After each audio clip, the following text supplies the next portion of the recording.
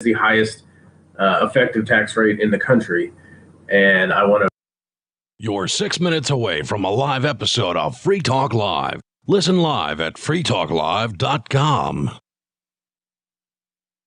From Feature Story News in Washington, I'm Simon Marks. A year late, the Tokyo 2020 Olympic Games have officially begun. The opening ceremony took place at Japan's National Stadium with fewer than 1,000 people in attendance due to the COVID-19 pandemic. Tennis player Naomi Osaka lit the Olympic flame, formally declaring the Games underway. In Tokyo, Rob Harris, global sports writer with the Associated Press. It's already been delayed a year, of course, given the name, the 2020 Olympics, and it's gone ahead despite the fact the Tokyo area is in a state of emergency. No spectators at all allowed in any of the venues around here. It was only earlier this week that the head of the Games said a cancellation was still possible due to COVID cases in the Olympic Village. Supermarket staff and workers in other key industries in the UK will no longer be required to self-isolate if they're identified as being a close contact of someone who has tested positive for coronavirus. The decision, announced by the government, is a bid to prevent food shortages in shops. From FSN's London bureau, Laura Makin-Isherwood reports. Workers in 16 sectors considered essential are now exempt from coronavirus isolation rules in the UK, after staff shortages led to supermarkets struggling to keep their shelves stocked and transport networks unable to run. From now on, rather than being asked to stay at home for 10 days, critical workers, including lorry drivers and depot staff, could shift to a programme of daily COVID-19 testing instead. Laura Makin-Isherwood, London. The Cleveland Indians baseball team is changing its name following years of criticism that its current one is insensitive to Native Americans. Beginning next season, they will be called the Cleveland Guardians. Our US correspondent Ara Spitzer with more. The actor Tom Hanks revealed the new Guardians name in a video posted to the baseball team's Twitter account. The team had announced that it would be dropping the controversial Indians name last December, which the franchise has used since its founding in 1915. The team's owner said he had an epiphany that it was time to drop the racially insensitive name following the murder of black man George Floyd by police and the ensuing widespread racial justice protests. Ira Spitzer, San Francisco. Washington, D.C.'s police chief is calling for a tougher response to a growing violent crime wave in the U.S. capital. Last night, 2 people were shot at a restaurant in a popular city centre neighbourhood. They are both expected to survive, but multiple shots were fired, sending diners scurrying. Robert Comte is Washington's police chief. You cannot coddle violent criminals. You cannot treat violent criminals who are out here making communities unsafe for you, for your loved ones, for me, for my loved ones. They might not want a job. Just a week ago, fans at a Washington baseball stadium took cover during a shooting just outside it. From bureaus worldwide, this is FSN. With FSN Spotlight, I'm Simon Marks. Today, the extraordinary argument that took place on the streets of New York earlier this week. It was occasioned by an announcement by Mayor Bill de Blasio, who says public hospital employees now face a choice. If they won't get a COVID-19 vaccine, they must take weekly tests to prove their negative status. And if they don't do that, they'll lose their jobs. It's time to say, okay, starting with our healthcare workers, here's a very fair choice.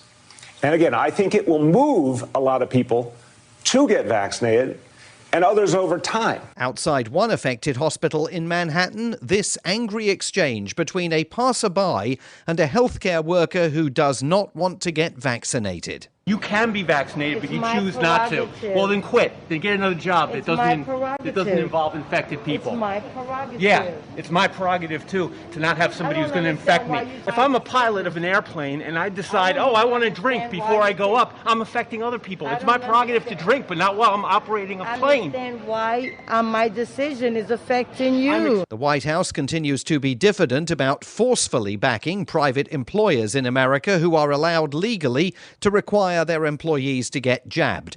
But as the Delta variant spreads, there are reports that inside the White House, discussions are underway about taking a harder line approach. The main news again, a year late. The Tokyo 2020 Olympic Games have officially begun. Supermarket staff and workers in other key industries in Britain will no longer be required to self-isolate if they're identified as being a close contact of someone who has tested positive for COVID-19. And the Cleveland Indians baseball team is changing its name to avoid claims of insensitivity towards Native Americans. There's more from us on Twitter @FeatureStory. And that is the latest Feature Story news. Simon Marks reporting. It's The Onion Radio News. God loses his decision-making coin. This is Doyle Redland reporting.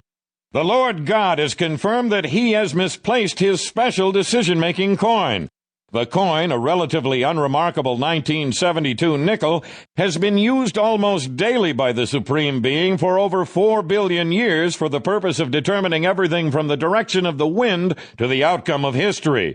The visibly distraught God added, I have no idea where I put it. I remember flipping it last night for a couple in Monroe, Michigan, who were trying to conceive a child, but I haven't seen it since. God also said he hopes to locate the coin before 7:15 Thursday morning when United Flight 251 takes off from Seattle with actress Dixie Carter on board. Doyle Redland for The Onion Radio News, online at theonion.com. This is The Onion News Network.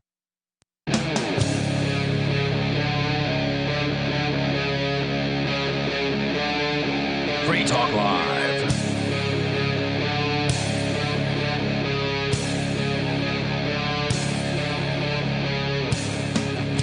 Check 1 2, check 3 4, check 5 6.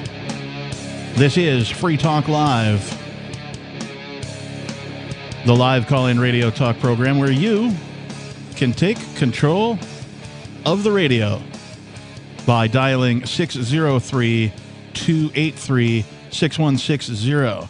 Again, 603-283-6160. And you can talk about whatever's on your mind. We have some stuff that we'll be talking about tonight. And, of course, we'll tell you all about that shortly. I just want to make sure that you know that I am your host, the Reverend Captain Kickass. And joining me via internet remote, it's... Mark, I think you're muted. Mark? All right. Well, we'll have to check on some things with Mark. Mark is supposed to be joining me remotely, but is unable to do so at this current moment, even though we had tested this earlier. So we will check in with him. Mark, if you can retry your stuff, make sure that your settings are the way we had. I would appreciate it. Pipe in if you figure out what the problem is there. I show everything on my end as being okay. So I'm going to just start by talking about the events that happened today, and that would be that the person, former and, hopefully soon to be again host of Free Talk Live at some point in the future, the person named Nobody, formerly Rich Paul, had we'll call it a bail appeal hearing today that was put on by way of the Zoom meeting. That's right, the dreaded Zoom meeting.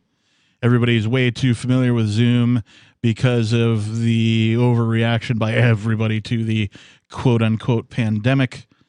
And so because of, those things, apparently that is how courtroom proceedings are taking place these days. We saw this, of course, with Ian Freeman and his bail hearings and Nobody's first couple of hearings and that kind of a thing. So it's not new to those of us who have attended Zoom meetings or watch these.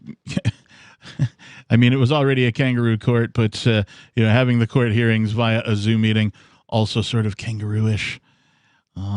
So it went.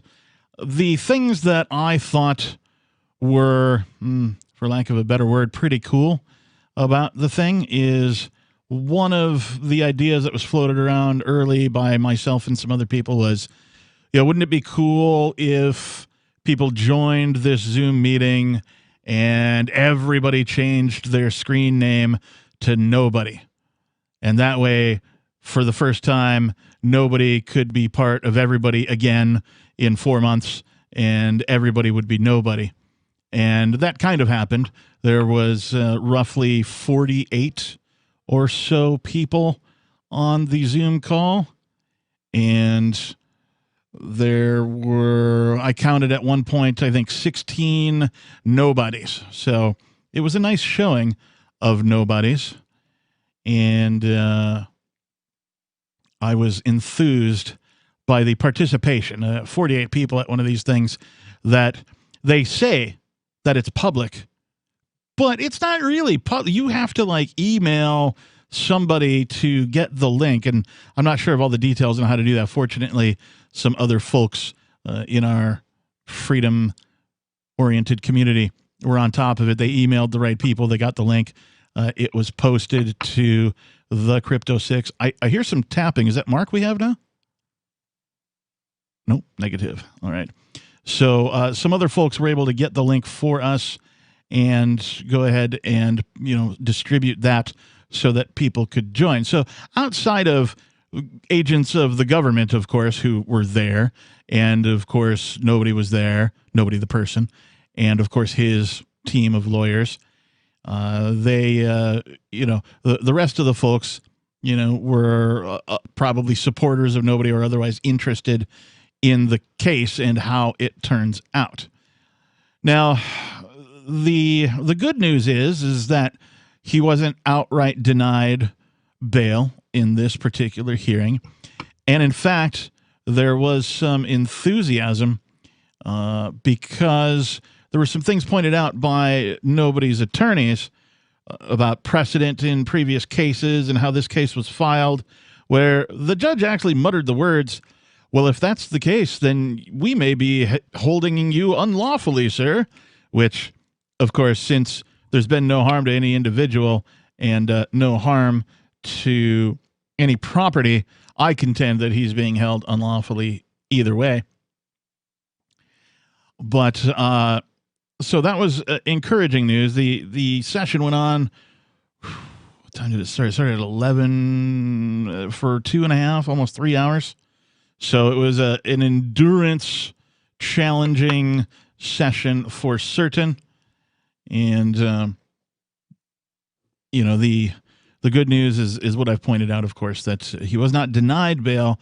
And both attorneys were asked to write up a brief or something along those lines before the judge would make his decision. So the arguments were heard. I thought that the attorney team, the legal team for nobody, the person, as they referred to him, Mr.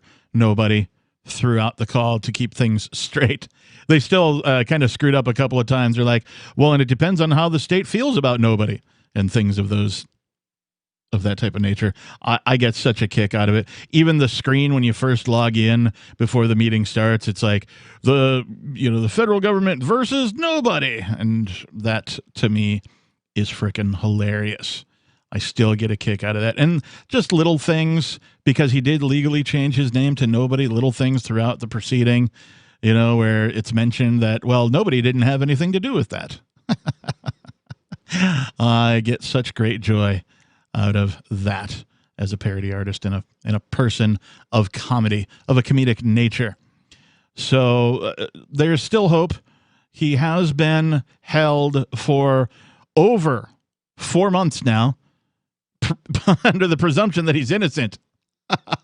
All of the other Crypto 6 people are out on some type of either personal recognizance or bail conditions, thanks to the legal teams. Sadly, nobody had an attorney that was appointed for him, a public attorney, who, at least according to him, there may be some misunderstandings or communications or whatnot, but at least according to him, misled him into thinking that he wouldn't even be eligible for bail.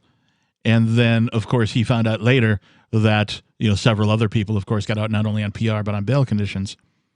And so that's, how things are at this point. So there's still hope. It seems like the judge was amenable, or at least, not going to be a hard-headed judge and that type of a thing. But we're back to the hurry up and wait. As it goes with these government things, nothing ever moves speedily, that is, with haste. And so we hurry up and we wait. So if you have some thoughts on that, if you attended the hearing, feel free to give us a call at 603-283-6160. Let us know your thoughts about it. I do have some notes that were put together by famed New Hampshire activist Dave Ridley in front of me that I'm kind of scanning through just to make sure I didn't, miss any of the good stuff. But I think I've covered most of it. There were some folks.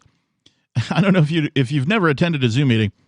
There's a little area where you can start a chat with everybody in the meeting, and some folks took it upon themselves to do just that.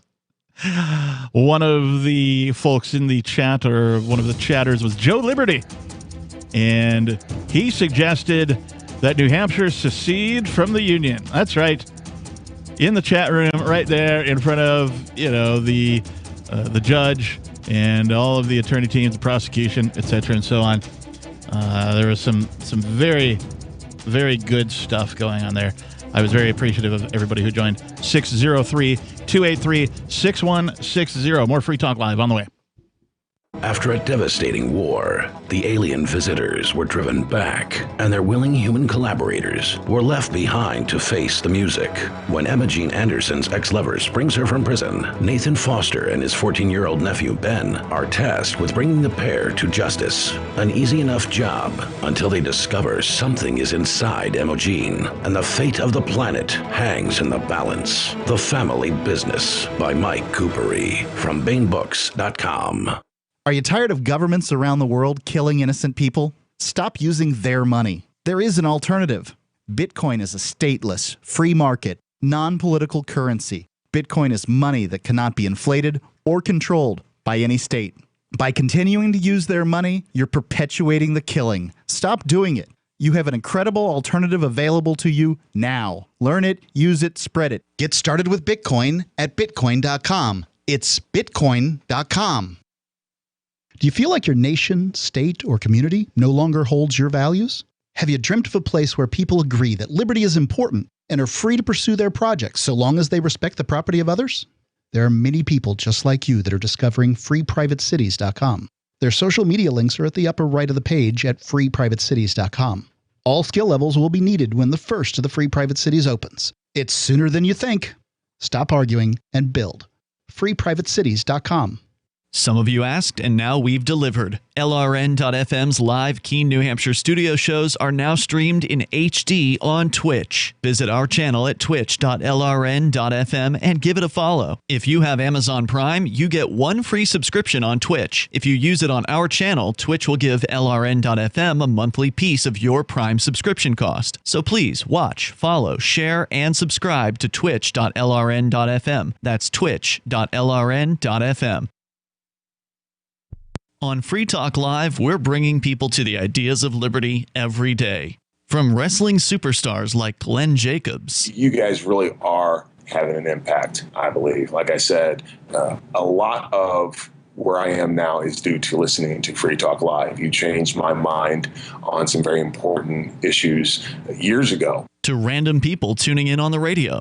I was kind of stuck in the left-right paradigm. I heard your show by chance on a Saturday night. From there, I went on, joined the Free State Project, and become an amplifier. So, I mean, that's really the reason why I amp is because I know that if it wasn't for you guys being on as many stations as you are, I never would have found the ideas of liberty. Your amp will directly change more lives by getting Free Talk Live in front of people looking for talk radio online and on the air. When you amp Free Talk Live, you get perks like access to the AMP-only Facebook group and AMP podcast. Visit amp.freetalklive.com. If you want to know the latest about Free Talk Live before we go on the air, all you need to decide is how you want it delivered. It's your choice. Visit news.freetalklive.com to receive our usually weekly news updates by email. Plus, we have a Twitter account at twitter.freetalklive.com, and you can follow us on the decentralized Mastodon platform at toot.freetalklive.com. toot.freetalklive.com. So please follow us at toot.freetalklive.com and sign up for our emails at news.freetalklive.com. After a devastating war, the alien visitors were driven back, and their willing human collaborators were left behind to face the music. When Emma Jean Anderson's ex-lover brings her from prison, Nathan Foster and his 14-year-old nephew Ben are tasked with bringing the pair to justice. An easy enough job until they discover something is inside Emma Jean, and the fate of the planet hangs in the balance. The Family Business by Mike Coopery from BaneBooks.com. Don't miss a moment of Free Talk Live. Get our archives daily via our podcast at feeds.freetalklive.com. What? No.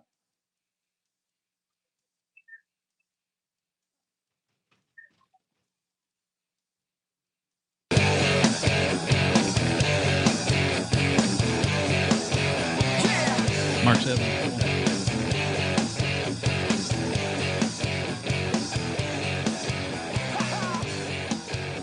Yes, it is Free Talk Live.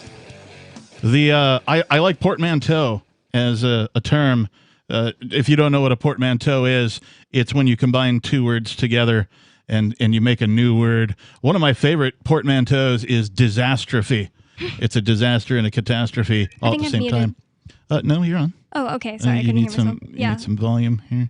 And these must be broken or something. I just hear a crackling noise. Okay, I kind of hear myself now. Sorry about that. Technicalities on there. Technicalities are happening. I've got one of our crack engineers working with Mark Edge, who is supposed to be joining us remotely. And here I am. Hey, can you hear me, Mark? I can hear you. Oh, very nice. All right. Are you still there? Yes. All right, cool. I just heard a little sound in my headphones, so I didn't know what that indicated. I had recruited Bonnie to sort of sit in as a filler guest until we could get you on, and you're welcome to stay for the segment, of course, if you like. Please do, Bonnie. I was in the first segment talking about the bail hearing for Nobody and the fun that went on there.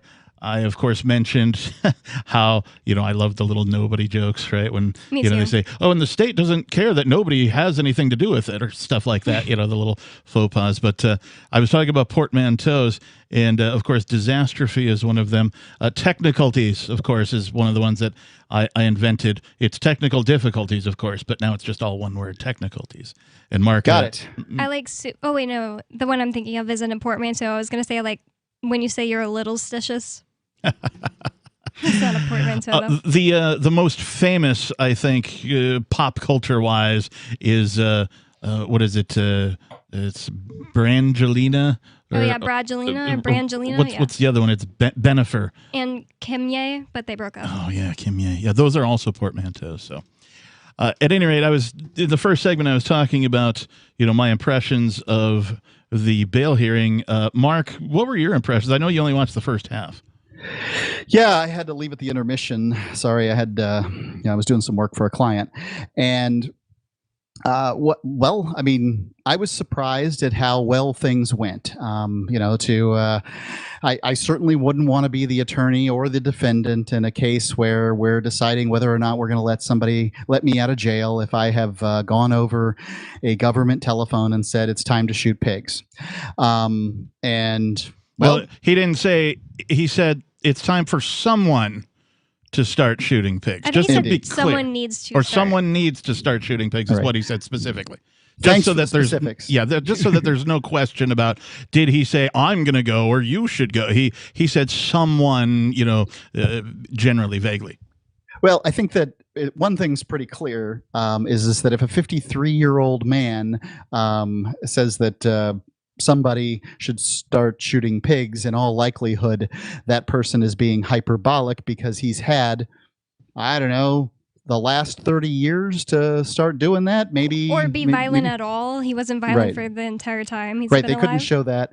And the judge really, basically said from the, not the start, but close to the start that, look, defendants say a lot of things. People get frustrated in jail, and this doesn't concern me that much.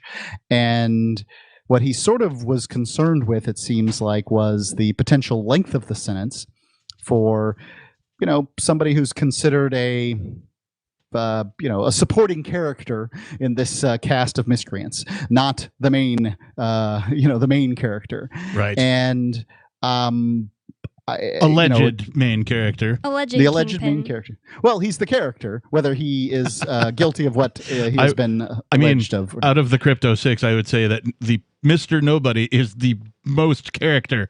If there's any of them are a character, it's Mr. Nobody. Right. So anyway, I'm kind of hopeful with nobody getting out of jail, which I was not before. Me neither. But I understand why we have to go through these things. If I were sitting in jail, I'd want people to try to get me out. So, there's a obligation to do that. And the judge even said, I only had this trial or, this hearing today just out of like formality or something basically. But it's a good idea, whoever had the idea, because now I'm considering letting him out. Yep. Yeah, and this is how much of a joke the justice system is. Here's a man who hasn't been convicted of anything, who is being held for more than 4 months now, with a presumed innocence, supposedly, whose team of lawyers had to find some sort of minor precedent for the type of violation or the type of holding that was declared upon him to bring forth to the judge and sort of surprise, judge, we found this thing that's a precedent for, this type of holding. And the judge even himself said that, well, if that's true, then you may be being held unlawfully. Right. And that's what I'm saying is that the American people are used to us people telling them all the time and over again, we've got the best X in the world, right? Like our billionaires fly into space, ha ha ha, or whatever. Like we've got the best thing. And what is, as much as I like this judge, what he was put into a really ugly situation today, which is Your Honor, you may be presiding over proceedings that are entirely illegal, right. But don't worry, we won't put you in jail. Because that's not how we do it here. Or the judge right? that like issued the original proceeding, right? If it's illegal, like, shouldn't it come back to the judge who originally ruled? Well, what I think it should be is everybody who's wrong on this and everybody who breaks the law, everybody who's attempting to try to do something that's illegal ought to spend a little time in the pokey because they don't know what that's like. Yeah, and they're lot of always people trying. I'm sorry. Oh, I was going to say a lot of people are in jail who didn't purposely break the law. Like they even said that today. They said if nobody did wire fraud, whether he meant to or not, it's still wire fraud. That's what the prosecutor was saying today. It doesn't matter if he knew that he was breaking the law or not. He's going to have to go to prison if he broke the law. Well, ladies and gentlemen, we were just sitting in a hearing where it appears as though the judge is presiding over and the prosecution is prosecuting something that is entirely illegal. And no one suggested for a moment that they're going to jail because that's not how we do it. Well, the system isn't fair. Except us here on Free Talk Live, we're suggesting that. Yeah, but here I'm not suggesting they go to jail. I think it's a terrible idea. I think the system's broken, and I think Americans are bloodthirsty. Wait, didn't you just recommend that if they did something that they should spend some time in the pokey? Did I? Yes, just now, just minutes ago. I think that would be fair, but I mean, I don't. I think that people, crimes without victims, in this case, Rich Paul would be a victim, I suppose. Okay, fine. Rich Paul's being held unlawfully, put him in jail. But, largely, I don't think jail's a good sentence. Yeah, another thing I'd like to point out is that they were saying today that Rich Paul's a bad guy because he said that it's time that somebody starts shooting pigs. Well, if they were to try to make him a good guy, how would they do that? By putting him in jail. Well, how long do you put somebody in jail in order to make them a good person? I don't know, but he was just in jail. Can we not just talk about letting him out? He was in jail the whole time. And jail is just so inhumane. That's why Mark is saying, like, maybe the judges shouldn't even go there because there's no real reason to do something like that to someone. 603-283-6160. More Free Talk Live is next. Karl Wattner, longtime proponent of a voluntary society, died last December. You may have seen his articles published on his website, voluntarist.com, in his newsletter, The Voluntarist, the Mises Institute, or elsewhere over the last 40 years. His newest book, I Must Speak Out, Volume 2, The Best of the Voluntarist, is now available via Liberty Under Attack Publications. This 430-page second volume spans the years of 2000 through 2020 and includes articles by Karl Wattner, Hans Hermann Hoppe, Karl Hess, Benjamin Tucker, George H. Smith, Lysander Spooner, Pete Eyre, Joyce Brand, and many others. I Must Speak Out is for the newly initiated, the veteran voluntarist, or anywhere in between. Buy the book now at libertyunderattack.com/voluntarist. For more great content on building a voluntary society and for Karl's extensive archives, check out voluntarist.com. From Feature Story News in Washington, I'm Simon Marks. A year late, the Tokyo 2020 Olympic Games have officially begun. The opening ceremony took place at Japan's National Stadium, with fewer than 1,000 people in attendance due to the COVID-19 pandemic. Tennis player Naomi Osaka lit the Olympic flame, formally declaring the Games underway. In Tokyo, Rob Harris, global sports writer with the Associated Press. It's already been delayed a year, of course, given the name, the 2020 Olympics, and it's gone ahead despite the fact the Tokyo area is in a state of emergency. No spectators at all allowed in any of the venues around here. It was only earlier this week that the head of the Games said a cancellation was still possible due to COVID cases in the Olympic Village. Supermarket staff and workers in other key industries in the UK will no longer be required to self-isolate if they're identified as being a close contact of someone who has tested positive for coronavirus. The decision, announced by the government, is a bid to prevent food shortages in shops. From FSN's London bureau, Laura Makin-Isherwood reports. Workers in 16 sectors considered essential are now exempt from coronavirus isolation rules in the UK, after staff shortages led to supermarkets struggling to keep their shelves stocked and transport networks unable to run. From now on, rather than being asked to stay at home for 10 days, critical workers, including lorry drivers and depot staff, could shift to a programme of daily COVID-19 testing instead. Laura Makin-Isherwood, London. The Cleveland Indians baseball team is changing its name following years of criticism that its current one is insensitive to Native Americans. Beginning next season, they will be called the Cleveland Guardians. Our US correspondent Ara Spitzer with more. The actor Tom Hanks revealed the new Guardians name in a video posted to the baseball team's Twitter account.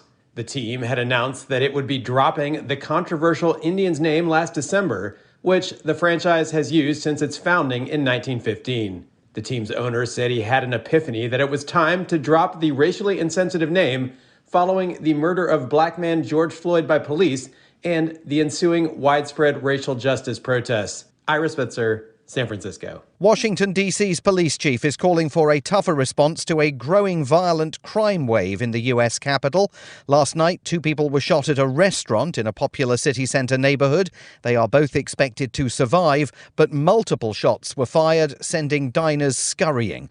Robert Comte is Washington's police chief. You cannot coddle violent criminals. You cannot treat violent criminals who are out here making communities unsafe for you, for your loved ones, for me, for my loved ones. They might not want a job. Just a week ago, fans at a Washington baseball stadium took cover during a shooting just outside it. From bureaus worldwide, this is FSN. We're still not sure why you'd want to watch, but our video feed is streaming nightly for free at cam.freetalklive.com.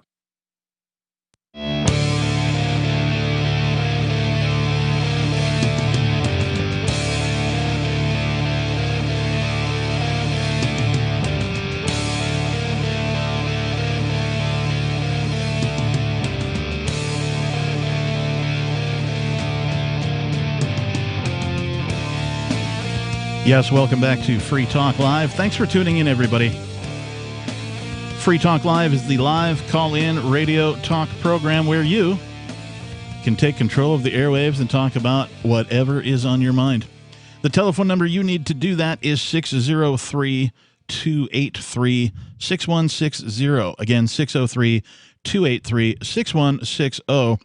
For those of you who are watching on any of our live video streams. That would be DLive, Twitch, Vaughn. Heck, I think we're even streaming live on Facebook these days. You might notice that in the studio tonight, I am your host, but I have some cameras pointed at something called Facsimile Mark. And its lips don't move, but there it is in the chair. Just so that we have something for the cameras to rotate on. This was an idea that actually one of our other hosts, Aria, came up with. She was going to do a life-size cardboard cutout of Mark when we started doing, having him host remotely. And one day Mark was hosting remotely, and I was like, I'm just going to print this thing out. So this is what we do when Mark hosts remotely. We print out Facsimile Mark. So Mark is with us remotely, of course. Hello, Mark. Hello. Thank you. Indeed. We've been talking about the latest on the bail hearing for one of the Crypto Six, the gentleman named, I'll call him Mr. Nobody, just to avoid any sort of weird vernacular infractions.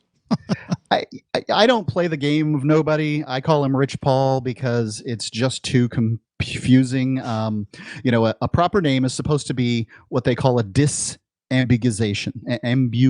Ambiguization. Yes. And that means that it's supposed to make things more clear, not less. Well, this is where nicknames come from, right? The clever, yes, the clever but not particularly disambiguous appellation of nobody is difficult in conversation because people who are just tuning in and tuning out may not know who this character is of Free Talk Live's cast of characters. So I like to call him Rich Paul. But nobody doesn't care. Well, does fine. Or does nobody not care? Nobody is fine with me calling him Rich Paul. You can call him Pope Nobody, which is fine too. And, there you go. As a linguistics hack, right, which is essentially what I am. I'm not, I wasn't like an English major. I didn't go to college for English or whatever. I just enjoy, funny things of the English language. And I guess I got this from one of my English teachers who was like, look, there's plenty of rules in the English language. However, none of them are strict.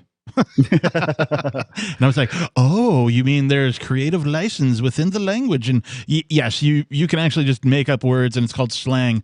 And I'm like, you mean slangwage? And that was maybe my first portmanteau.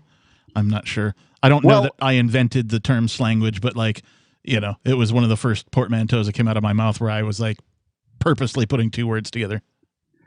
One of the most iconic and important English books for adults, for those that wish to write and communicate clearly, is called the Style Guide. It isn't called the Rules Guide. It's called the Style Guide.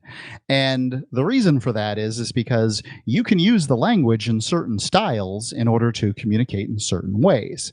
And I mean, remember, it was created so we could communicate, not so that we could be slaves to it or something like that. I mean, I can be as semantic and pedantic as the next guy, but What? Mark Edge? Semantic and pedantic? Both of those at the same time. Simultaneously. Semdantic? I'm making up new words. Throw in simultaneously at the same time. So... yeah, I mean, I get all of those things, and I like the term nobody if you're, say, running for governor and you want people to be able to vote for nobody. And certainly some people have to call him nobody in order for his nickname to be his name and all that sort of thing. But honestly, it's just too confusing. So I use either Pope Nobody or I use Rich Paul, and I like Rich Paul. Well, so I don't take this in any way seriously, but somebody a long time ago said, never trust a man with two first names. And so I'm like, Rich Paul, oh, he's got two first names. So I prefer actually to call him Nobody over Rich Paul. So that's where I stand. That at a Blazing Saddles, what's that guy, author's, the director's name? I can't remember his name. It may very well Spaceballs. be. Yeah. Those are jokes. Right. Yes, absolutely. Absolutely. And then somebody asked, well, what about a woman with two first names? And I was just like, well, just don't trust a woman. That's also a joke, listeners. Yes, thank you. Yes. Folks will be flaming me online for that. That's fine. Yeah. You can't say those things these days. Women can't take a joke. No, I didn't say that. So the hearing today I thought was certainly promising. I am very impressed with Rich Paul's legal team, and I sincerely hope that he gets out. I hope while he's out, he makes some better decisions that he did when he talked over the phone and got himself in trouble on all of this. But there's no particular point in holding him. He's neither a flight risk nor is he a danger to the community. Yeah. And in this particular instance, it appears as though it doesn't matter if he's a danger to the community because that's the way English common law works. We didn't write the law. Yeah, sadly, that's the state of things right now. But just the ability for the state, the government, if you will, to hold a man who's presumed innocent. Right, we all heard that when we were going to school, right? When we were getting indoctrinated in our, K through 12 or whatever, right? Presumed innocent until proven guilty, right? That you can be locked up in a cage for over 4 months, before some glimmer of hope flashes before your eyes in the legal system. To me, is just an illustration of the insanity of the legal system. And that's another thing in this is that Rich Paul's case is caught up with my co-host Ian Freeman's case.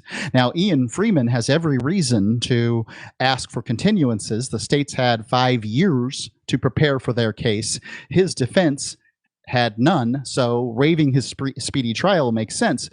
Rich Paul, on the other hand, is sitting in jail, and at this point, up to this point, heretofore has had no hope of getting out. Right. There's no reason that he should have his speedy trial denied simply because the state of New Hampshire, or excuse me, the United States federal government has decided these two cases are linked.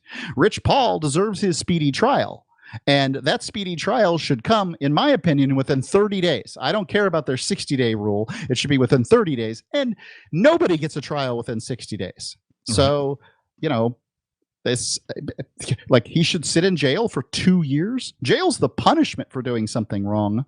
And people shouldn't be held unless they are a danger to the community, which presumably is not, because over the course of 53 years, he's never been convicted of anything violent. Or if he is a flight risk and, they have established pretty clearly that a man without a passport and no particular means to go elsewhere and support themselves is not a flight risk. Yeah. And so I feel like the judge is being extra cautious, right? With the whole, I'm not going to make a decision right now. I need you guys to write up a brief, both the prosecution and the defense attorneys. Well, the judge doesn't want to, leave his buddies flat-footed. The prosecution had no idea that they might be holding a guy illegally. They've done all kinds of things up to this point that have been contrary to the law, but, nobody chastens them. They perjured themselves. The head prosecutor perjured themselves regarding something I did and said during the Ian's bail hearing, but nobody cares. Yeah, for the as far as the prosecution, it goes, surprise, mofos. That's all I have to say. The plot twist, I thought, was one of the most entertaining things about that.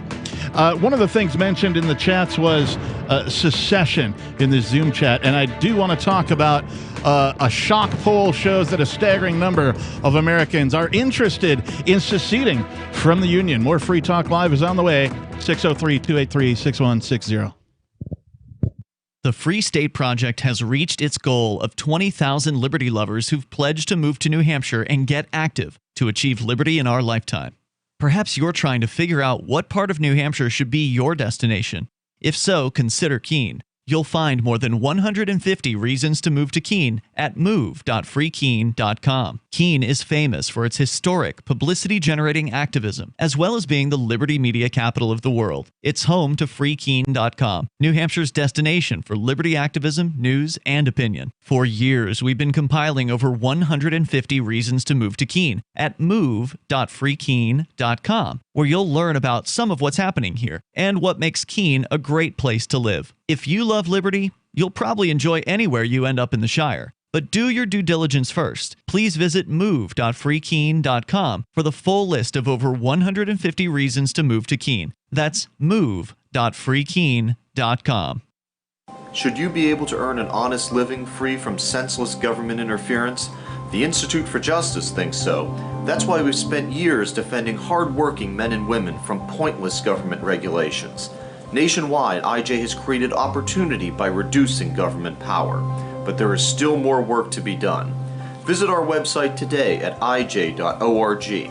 Let IJ take care of the government so you can take care of your business. The LRN.FM social media channels have been revamped. We've eliminated Facebook and focused on other platforms like Twitter and Mastodon, the decentralized alternative to Twitter. On our accounts, you'll find posts from multiple LRN.FM show hosts together in one place. Follow us on Twitter at twitter.lrn.fm, or better yet, move to the decentralized Mastodon social media platform at toot.lrn.fm, toot.lrn.fm. I think you'll like it. This is Michael Dean from the Freedom Fiends. I've run websites since 1996 and have used over a dozen web hosts in that time.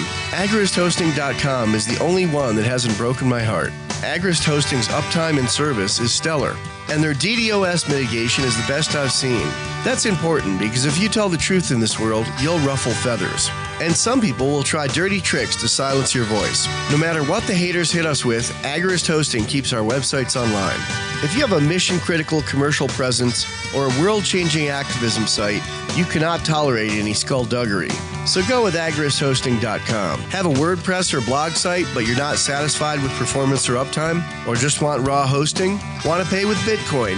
Agrist Hosting specializes in high-performance hosting with personalized service. Go to AgristHosting.com and click on the button that says Get Hosted. That's AgristHosting.com.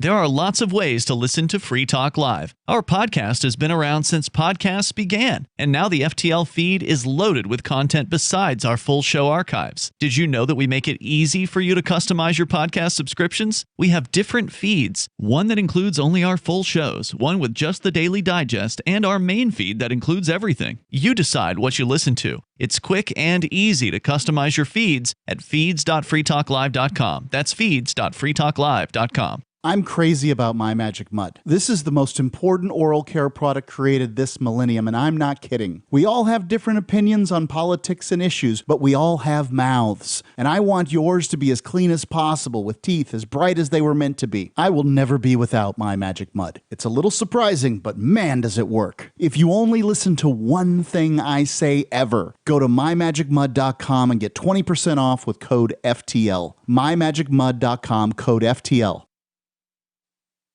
Yep, we still do email. Drop your email address in the entry box at freetalklive.com, and you'll be kept in the loop with Free Talk Live.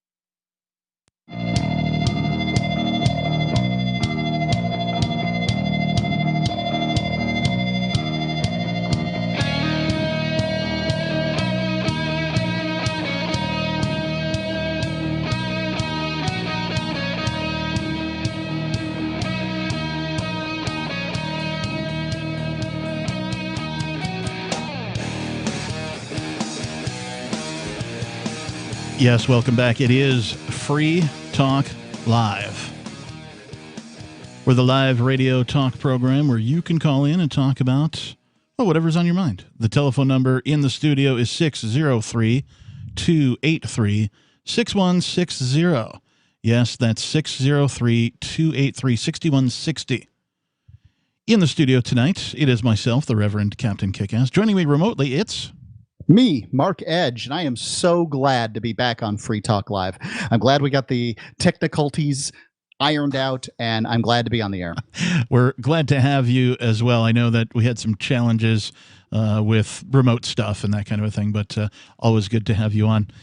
We were talking the last couple of segments about the latest on the Rich Paul bail hearing.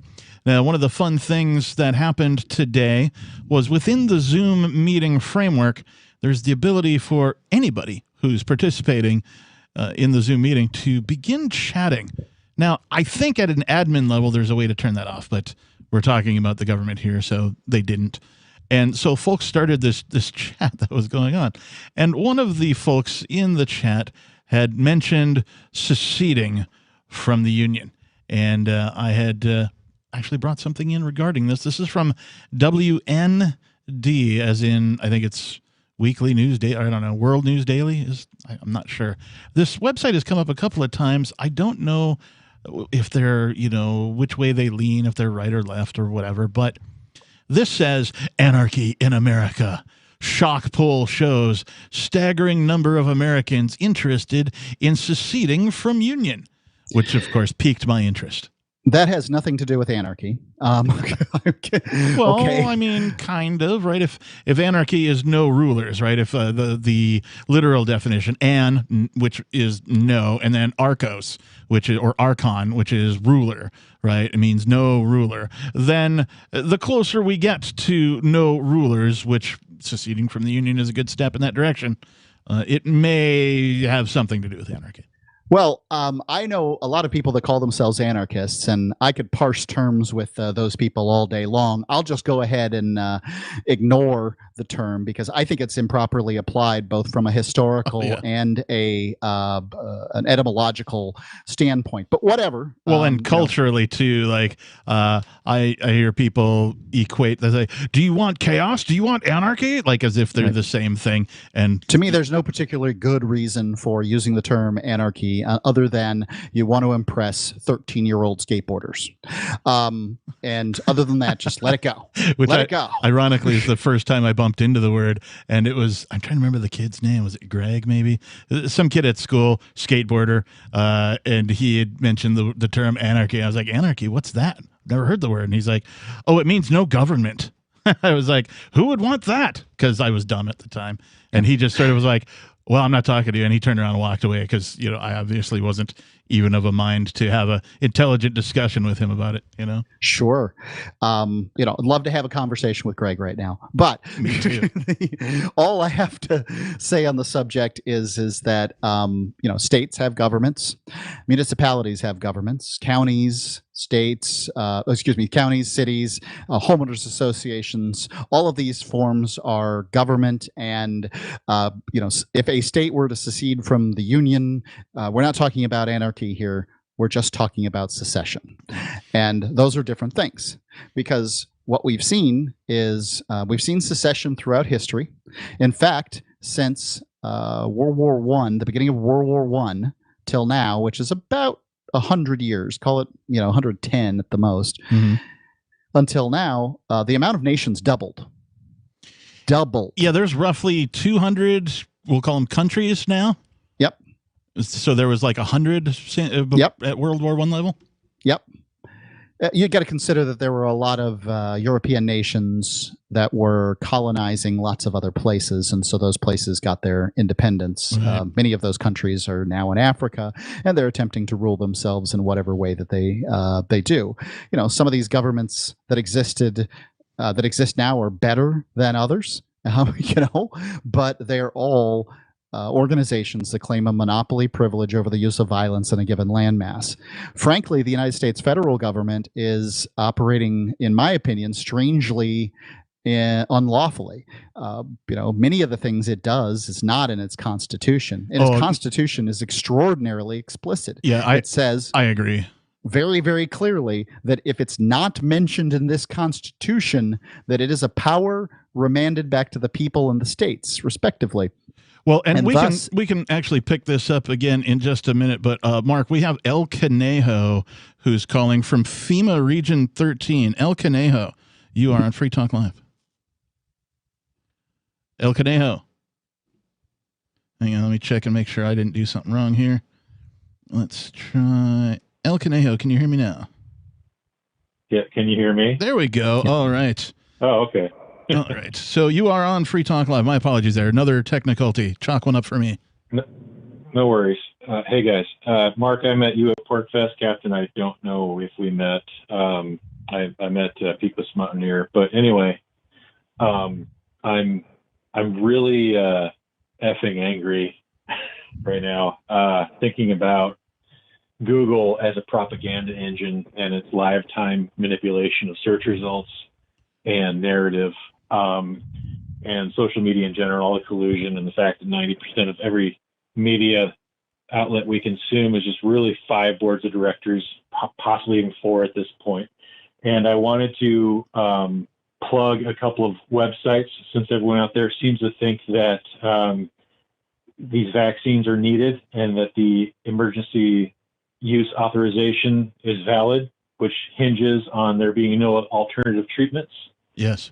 First of all, ivermectin works. Right. Okay. Before you go on, Kaneo, this is in my show prep for today. It sure is. I've got long COVID. I had COVID back in March of 2021, and I have I had cloudy thoughts and memory issues surrounding it. And one of the treatments is to get the vaccine, and supposedly that will help fix the problems. Really? Another one of the treatments. I'd not heard that. Yep. That's interesting. Another one of the treatments is ivermectin. So I went. What's that? That's a hell of a claim. Well, I'm only telling you what the internet says. At this point, we've got a guy calling in a radio show, and we've got things on the internet. So, whatever. Well, we don't know what the internet says because they are manipulating it live time and they're censoring. Understand, and I want to get to that in a minute. But tomorrow is World Ivermectin Day. Now, I'm usually not very interested in what World Day it is, but because ivermectin worked so well for me so recently, I did want to bring it up because ivermectin is a very common, very easy to get prescription. Doesn't have a patent. What's that? Doesn't have a patent, right? It's old. Out of patent. Right. We know how it works in the same way we know how aspirin works and old drugs that have been around. I'm not going to say you can't overdose on ivermectin, but I am going to say that, that the protocols that they put out on the internet, which was 18 milligrams or double that, 36 milligrams, once a day for 2 days. And if that didn't work, double it to 4 days, then that worked for me. I took 36 milligrams for 4 days of ivermectin that I got in down in Honduras when I was there recently, and my cloudiness of thought cleared up. My memory issues didn't, but that may be hardware damage, not software damage, and that's something I'm dealing with and still working on. But I will say that I wanted to give thank you for the opportunity. I wanted to give my endorsement of ivermectin as a treatment for my long COVID. El Canal? And you have long COVID, and all these COVIDiots online claim that 500,000 people have died because of Trump and COVID and all this. Well, let me ask you this. If hydrochloroquine plus zinc plus azithromycin work as a prophylactic and ivermectin works, how many people did they kill? How many people did they give long COVID It's a good question. Yeah, El Canal, can you stay with us? Yes, absolutely. I'd like to continue this discussion, so just hang on. I'll put you back on hold. Because I also have something to say about ivermectin. Go ahead, Mark. Yeah, if Trump is guilty of killing 500,000 people because he joked about bleach, I mean, surely anybody who's saying that, these other, really great cures. Hour number 2 is next. No Thanks. good.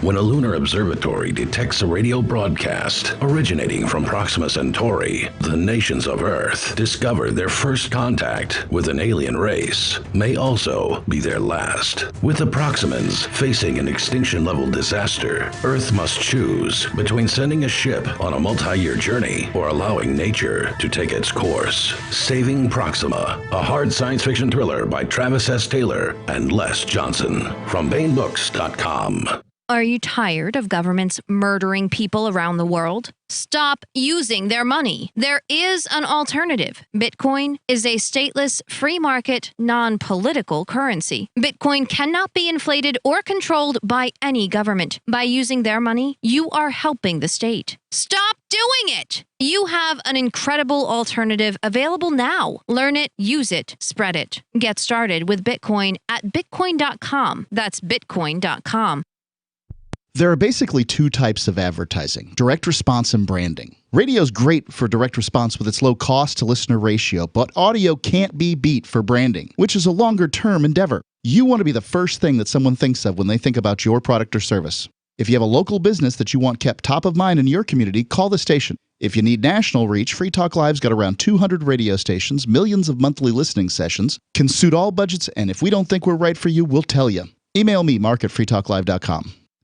What if you want to hear the latest episode of Free Talk Live, but all you have is your phone, you forgot to download our archive, and you have no data connection? You can call our Listen line at 641-793-0191. That's a long-distance number, so you may incur charges. If not, listen as long as you want. 641-793-0191. The Free Talk Live Listen line, 641-793-0191. You're listening to the live edition of Free Talk Live. Hour number 2 is next, after the news, here on the Liberty Radio Network at LRN.FM. From Feature Story News in Washington, I'm Simon Marks. A year late, the Tokyo 2020 Olympic Games have officially begun. The opening ceremony took place at Japan's National Stadium, with fewer than 1,000 people in attendance due to the COVID-19 pandemic. Tennis player Naomi Osaka lit the Olympic flame, formally declaring the Games underway. In Tokyo, Rob Harris, global sports writer with the Associated Press. It's already been delayed a year, of course, given the name, the 2020 Olympics, and it's gone ahead despite the fact the Tokyo area is in a state of emergency. No spectators at all allowed in any of the venues around here. It was only earlier this week that the head of the Games said a cancellation was still possible due to COVID cases in the Olympic Village. Supermarket staff and workers in other key industries in the UK will no longer be required to self-isolate if they're identified as being a close contact of someone who has tested positive for coronavirus. The decision, announced by the government, is a bid to prevent food shortages in shops. From FSN's London bureau, Laura Makin-Isherwood reports. Workers in 16 sectors considered essential are now exempt from coronavirus isolation rules in the UK, after staff shortages led to supermarkets struggling to keep their shelves stocked and transport networks unable to run. From now on, rather than being asked to stay at home for 10 days, critical workers, including lorry drivers and depot staff, could shift to a programme of daily COVID-19 testing instead. Laura Makin-Isherwood, London. The Cleveland Indians baseball team is changing its name following years of criticism that its current one is insensitive to Native Americans. Beginning next season, they will be called the Cleveland Guardians. Our US correspondent Ara Spitzer with more. The actor Tom Hanks revealed the new Guardians name in a video posted to the baseball team's Twitter account. The team had announced that it would be dropping the controversial Indians name last December, which the franchise has used since its founding in 1915. The team's owner said he had an epiphany that it was time to drop the racially insensitive name following the murder of black man George Floyd by police and the ensuing widespread racial justice protests. Ira Spitzer, San Francisco. Washington, D.C.'s police chief is calling for a tougher response to a growing violent crime wave in the U.S. capital. Last night, 2 people were shot at a restaurant in a popular city centre neighbourhood. They are both expected to survive, but multiple shots were fired, sending diners scurrying. Robert Comte is Washington's police chief. You cannot coddle violent criminals. You cannot treat violent criminals who are out here making communities unsafe for you, for your loved ones, for me, for my loved ones. They might not want a job. Just a week ago, fans at a Washington baseball stadium took cover during a shooting just outside it. From bureaus worldwide, this is FSN. With FSN Spotlight, I'm Simon Marks. Today, the extraordinary argument that took place on the streets of New York earlier this week. It was occasioned by an announcement by Mayor Bill de Blasio, who says public hospital employees now face a choice. If they won't get a COVID-19 vaccine, they must take weekly tests to prove their negative status. And if they don't do that, they'll lose their jobs. It's time to say, okay, starting with our healthcare workers, here's a very fair choice. And again, I think it will move a lot of people to get vaccinated and others over time. Outside one affected hospital in Manhattan, this angry exchange between a passerby and a healthcare worker who does not want to get vaccinated. You can be vaccinated, but you my choose not to. prerogative. Well, then quit. Then get another job It's that my doesn't prerogative. involve infected people. It's my prerogative. Yeah, it's my prerogative too to not have somebody who's going to infect me. If I'm a pilot of an airplane and I decide, I want to drink before I go up, I'm affecting other people. It's my prerogative to drink, but not while I'm operating a plane. I understand why my decision is affecting you. The White House continues to be diffident about forcefully backing private employers in America who are allowed legally to require their employees to get jabbed. But as the Delta variant spreads, there are reports that inside the White House, discussions are underway about taking a harder line approach. The main news again, a year late, the Tokyo 2020 Olympic Games have officially begun. Supermarket staff and workers in other key industries in Britain will no longer be required to self-isolate if they're identified as being a close contact of someone who has tested positive for COVID-19. And the Cleveland Indians baseball team is changing its name to avoid claims of insensitivity towards Native Americans. There's more from us on Twitter @FeatureStory. And that is the latest Feature Story news. Simon Marks reporting.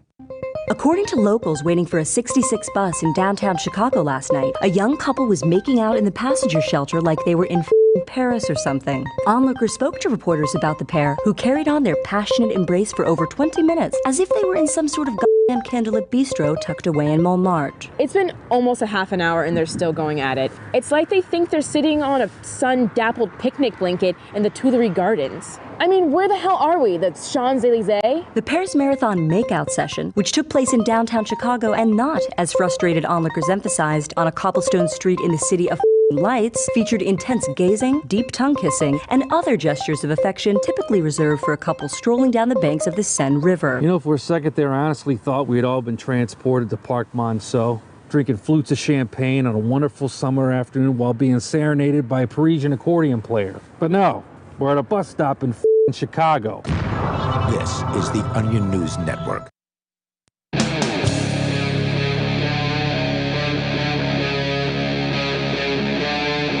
Free Talk Live. Free Talk Live. Free Talk Live. Free Talk Live? Free Talk Live, yes. How many different ways can a captain say Free Talk Live? I don't know, but we will find out eventually. The telephone number, if you'd like to join us here at Free Talk Live, is 603-283-6160. Again, 603-283-6160. We're going to bring El Caneo back on with us in just a moment. Tonight, I am your host, the Reverend Captain Kickass. Joining me remotely, it's... me, Mark Edge, back from my long trip scouting out more freedom for you. I just say you've been gallivanting. People are like, hey, where's Mark? He's gallivanting. It just sounds better than, I don't know. It's hard to know. Yeah. So before we get back to our ivermectin discussion, I just got to take care of some things. We have been talking basically the first hour about one of the 6 people known as the Crypto 6. They are preparing to take on the state with a prospective trial date sometime in May of 2022. We're preparing, or they are preparing, the defense of their liberty and financial freedom against attempts by the states to take control of cryptocurrency. And this would end up setting up the likes of Coinbase, Gemini, and Kraken as the gatekeepers of cryptocurrency. And this is bad. This can't be allowed to happen. We must keep cryptocurrency away from the control of the federal government.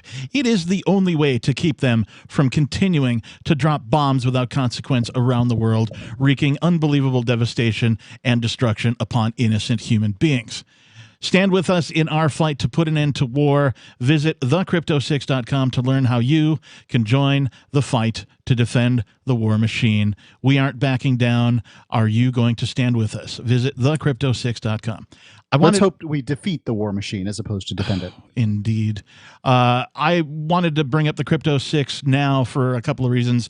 Yes, we generally read, an ad for them or two during the show and that type of thing. But also, if you missed this bail hearing for Mr. Nobody that happened today, or any of the previous hearings for any of the Crypto 6 that have been publicly available on Zoom and that type of thing, we posted this one at thecrypto6.com. And by we, I mean somebody in our community who has the ability to do that took it upon themselves to put it up there. So again, I had mentioned at the top of the hour talking about this, that it's sometimes difficult to get a hold of this information. You have to email somebody in the government ahead of time to get the link, and you can't just go to a government website. Oh, look, there's the link. You can't just type in, first name, last name, and find a link to the media. You have to. It's really weird the way it's set up. So we decided that if somebody's going to go and get the information, we should make it available to anybody following the Crypto 6, and thus it was put up at thecrypto6.com. So if you want to keep up to date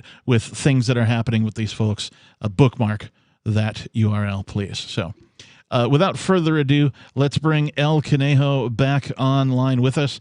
Now, we were talking a bit about ivermectin, and Mark, I know you brought in a bit about ivermectin for your show prep, and El Conejo had brought it up in his sort of larger topic of, sort of tired of Google and these social media companies, sort of giving you different results, or at least their preferred results instead of, actual preferred results. El Conejo? Yeah. So I have a challenge to all the COVIDiots and mask holes out there who doubt me. I've got two websites here. One is a database of all hydrochloroquine COVID-19 studies. There's 317 of them. 236 of them are peer reviewed. 265 of them are comparing treatment and control groups. And it is C19HCQ.com. So all of you people out there who have for 8 to 10 months, maybe 12 months, been saying there's no studies for hydrochloroquine and laughing it off as a joke, go to that site, look at all the studies, and then go to Google and try to find any one of those studies, typing anything you want, and you'll see that you're being manipulated. And stop being an idiot who's participating in the liquidation of the middle class globally and the largest transfer of wealth worldwide in all of our history, in the world's history. The second database is for all ivermectin COVID-19 studies. There's 101 of those. 67 of them are peer-reviewed. 60 with results comparing treatment and control groups. That is C19ivermectin.com. Go on Google. This is your challenge. I lay the gauntlet down. You go on Google and you try to find these studies, typing anything you want without going directly to the URL, and you will see that you're being lied to and you're participating glibly and gladly and laughingly in fascism, global fascism. And you people are ruining humanity. You're participating in the liquidation of everything that is good for the control by the globalists, if you want to call them that. I guess my question here I hear you, and I understand why you're mad, and I don't disagree with anything you've said, but I kind of I've gotten cynical over time, and one of the reasons is that it seems like we in the liberty community, we individualists, seem to want very badly for the world to think like we do, when we know they're not going to. We're a small group primate, and the most important things to us is social status, breeding opportunities. We've seen this over and over again. I mean, there's anybody who thinks that human behavior doesn't have these two things going on really just doesn't understand humans. And it's all about how you fit into the social strata, like what you believe and what you say is all about that. So people will use, a search engine that they know is programming them and everyone else. They know that monopolies are bad. They went to school, they learned it. It'll come right out of their mouth. But then they'll go ahead and use this same search engine. I'm not saying Google's an evil company, but you might be able to get me to. But I will say this, is that, once a company reaches market maker status, or we can use the term monopoly if somebody wants to use it. They're not a monopoly, but they're a market maker. Then they control 98% of the search market, Mark, and they're a patent privilege monopoly. They're not a market phenomenon. They are a monopoly due to government intervention in the marketplace. Patents are evil. Conservatives need to realize that Facebook, Google, iPhone, all these companies, Jeff Bezos's grandfather was the director of DARPA. It's a private company, bro. That argument is BS. It is not libertarian. It is not free market. Well, I wouldn't claim that it's free market. I'm claiming that humans aren't very good with markets. I'm saying the vast majority of people get the reality that they deserve. Now, we don't, and that's hard. And that's what you're angry about, and that's what I'm angry about. But as far as I'm concerned, if the vast majority people should want to wear a mask, wear a mask. You want to get a shot, get a shot. You want to do those things. But stop forcing other people to do it. Stop. Exactly. That's the part that this really comes down to. Monopolies are defined by two particular features: high pricing. Now, I don't know what the pricing is with Google, but I hear that if you get something for free, you're the product. And poor customer service. I've never been able to call Facebook and get customer service. And I had all kinds of problems with them when I used them to market Free Talk Live. At one point, Free Talk Live, the page, had 19 million post views in a single week. 19 million post views made us an important content producer for Facebook. But did we ever get anything for it? No, we just got trouble, lots of trouble. The largest producer of the largest media company in the world doesn't produce content. Weird. Can I leave on a happy note? Sure, please. I just want to say that the world's one of the world's most evil empires, perhaps the most evil empire that controlled half the world, seemed like it was inevitable and permanent, and it collapsed almost overnight in 1992, I believe.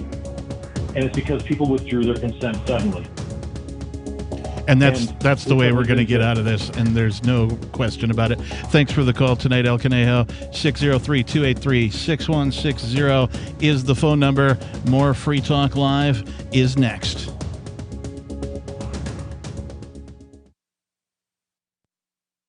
Do you feel like your nation, state, or community no longer holds your values?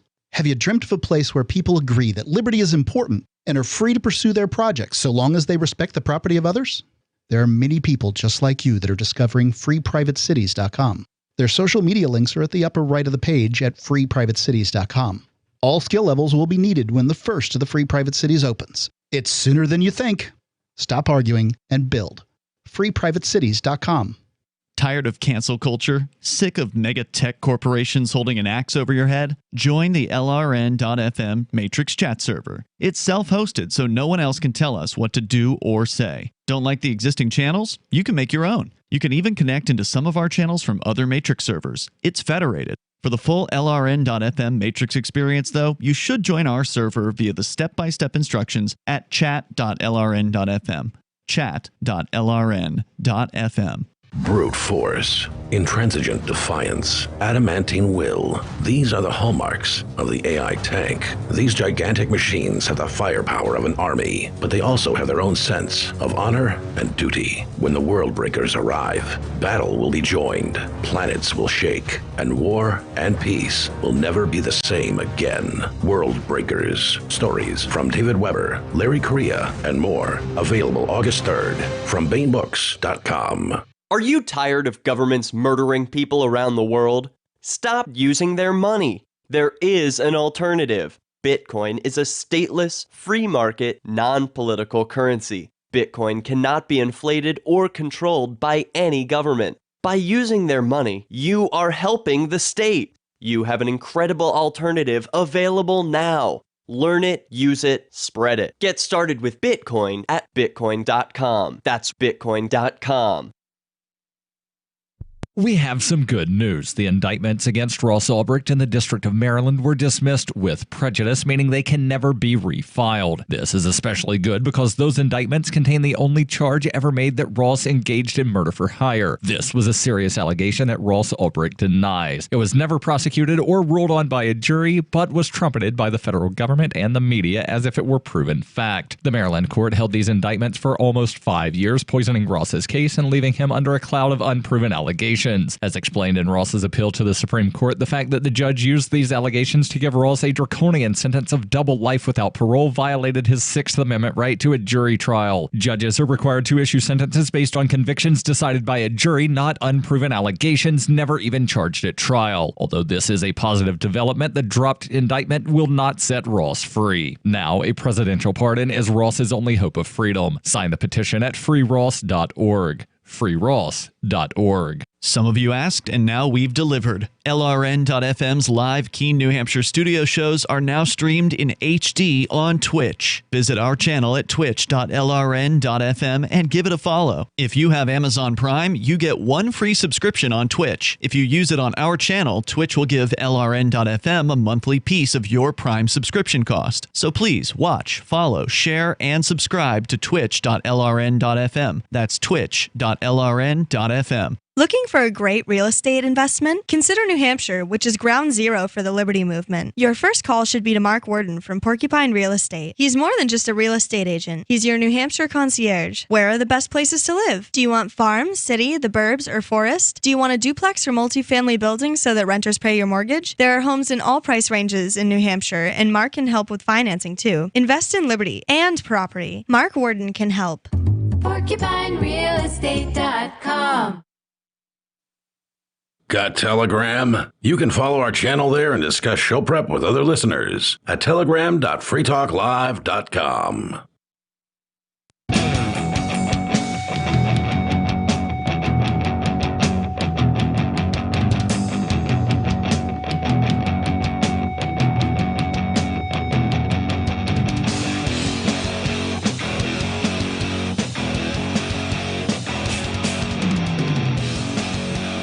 Let me think about this for a minute.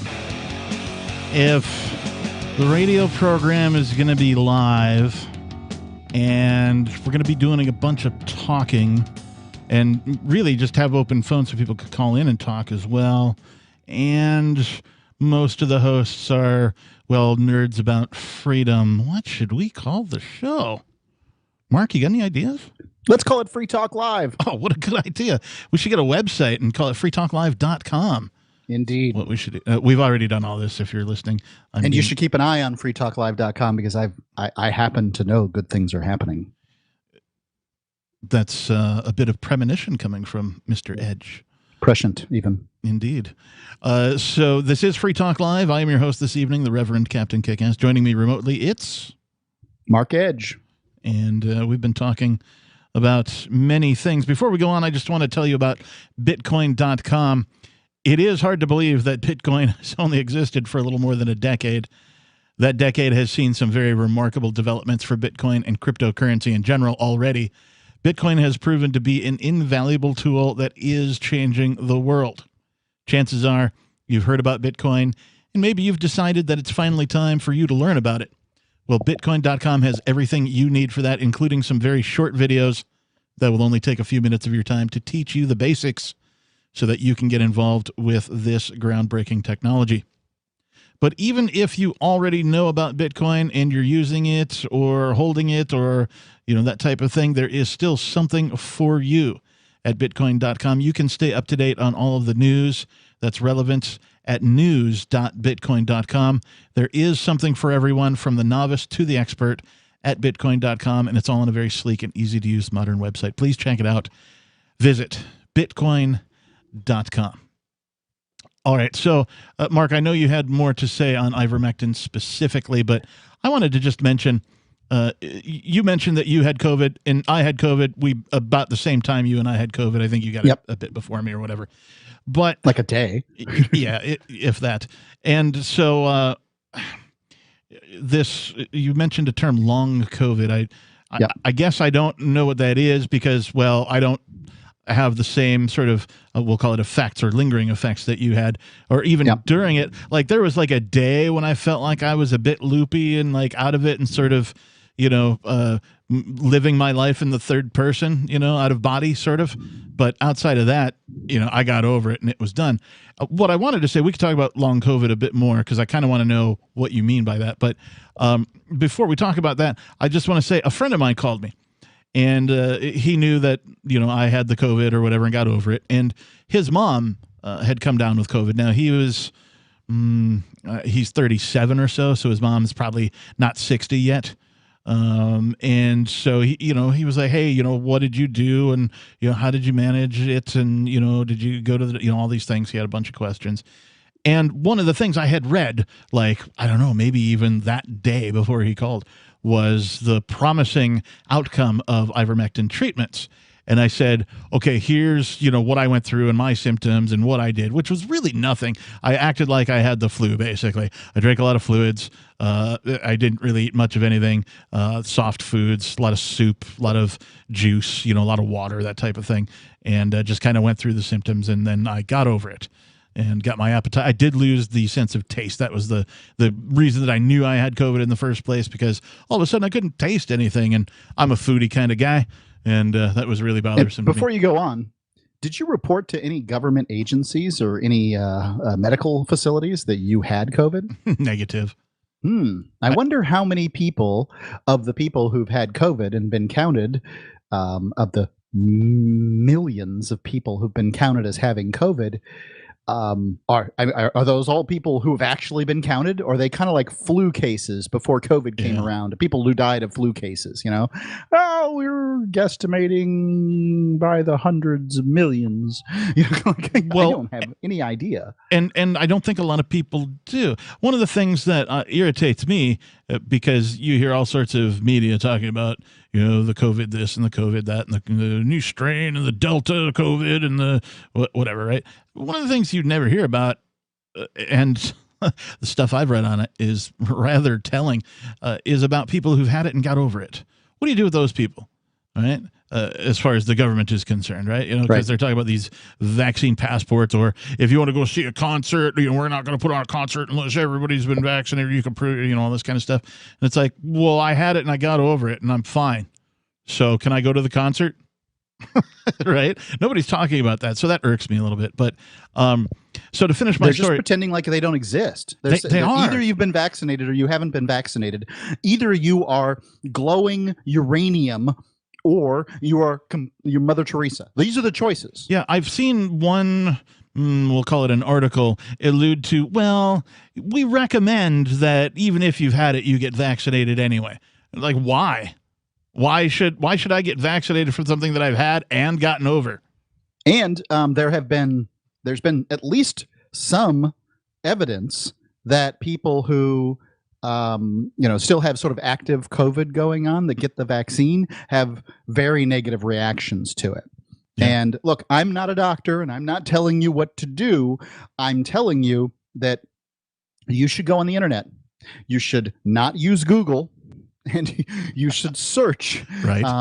Try DuckDuckGo, whatever. Search and see what you find, because I don't just believe these people.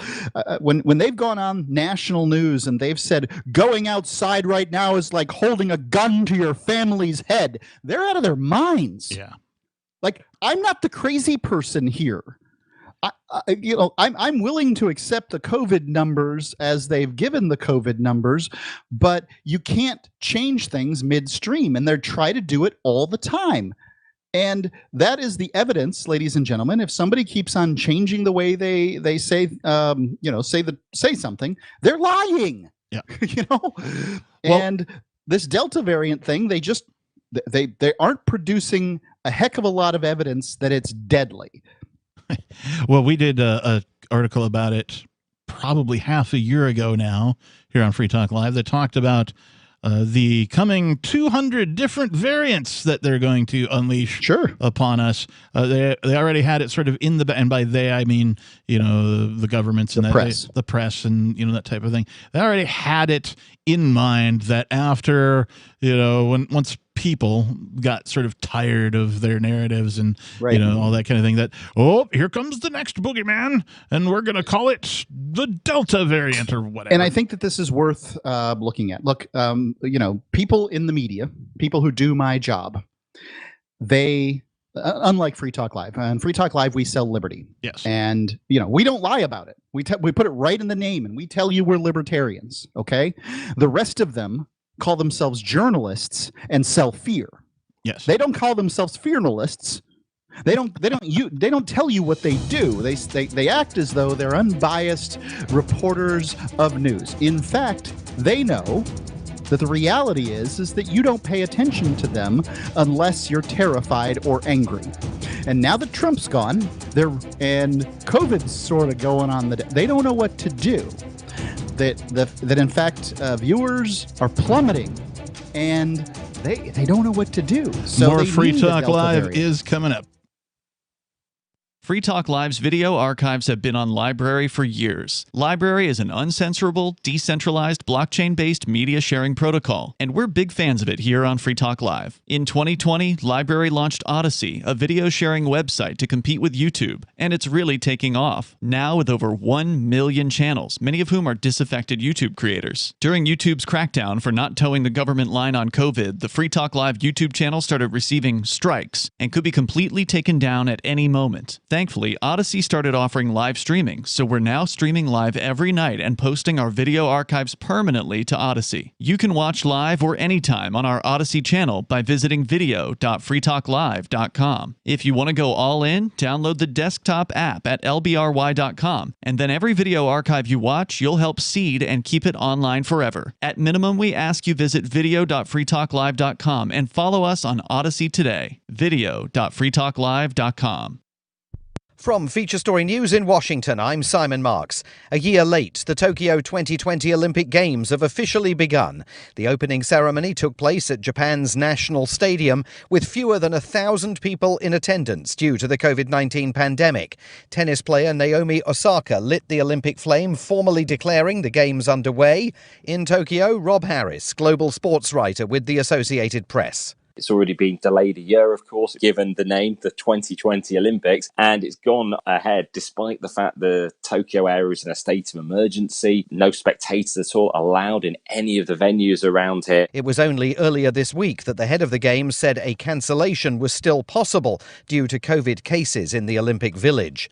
Supermarket staff and workers in other key industries in the UK will no longer be required to self-isolate if they're identified as being a close contact of someone who has tested positive for coronavirus. The decision, announced by the government, is a bid to prevent food shortages in shops.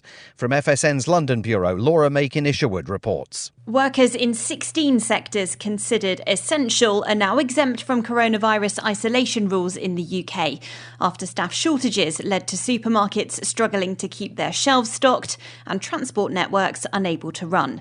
From now on, rather than being asked to stay at home for 10 days, critical workers, including lorry drivers and depot staff, could shift to a programme of daily COVID-19 testing instead. Laura Makin-Isherwood, London. The Cleveland Indians baseball team is changing its name following years of criticism that its current one is insensitive to Native Americans. Beginning next season, they will be called the Cleveland Guardians.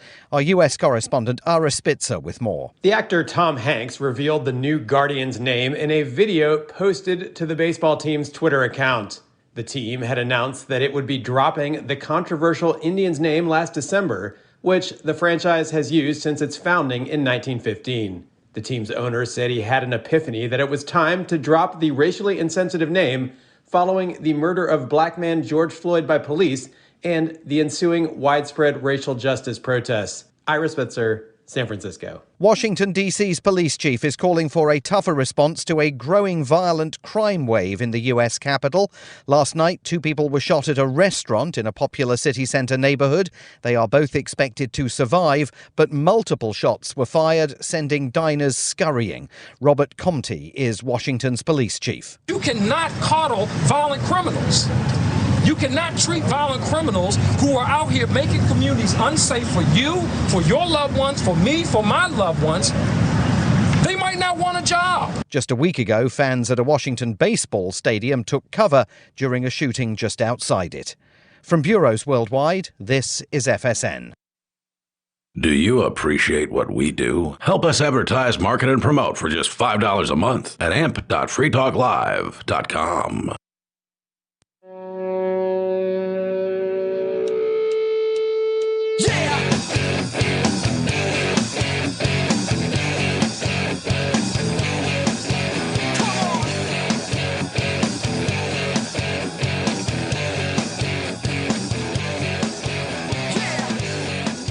Yes, it is Free Talk Live.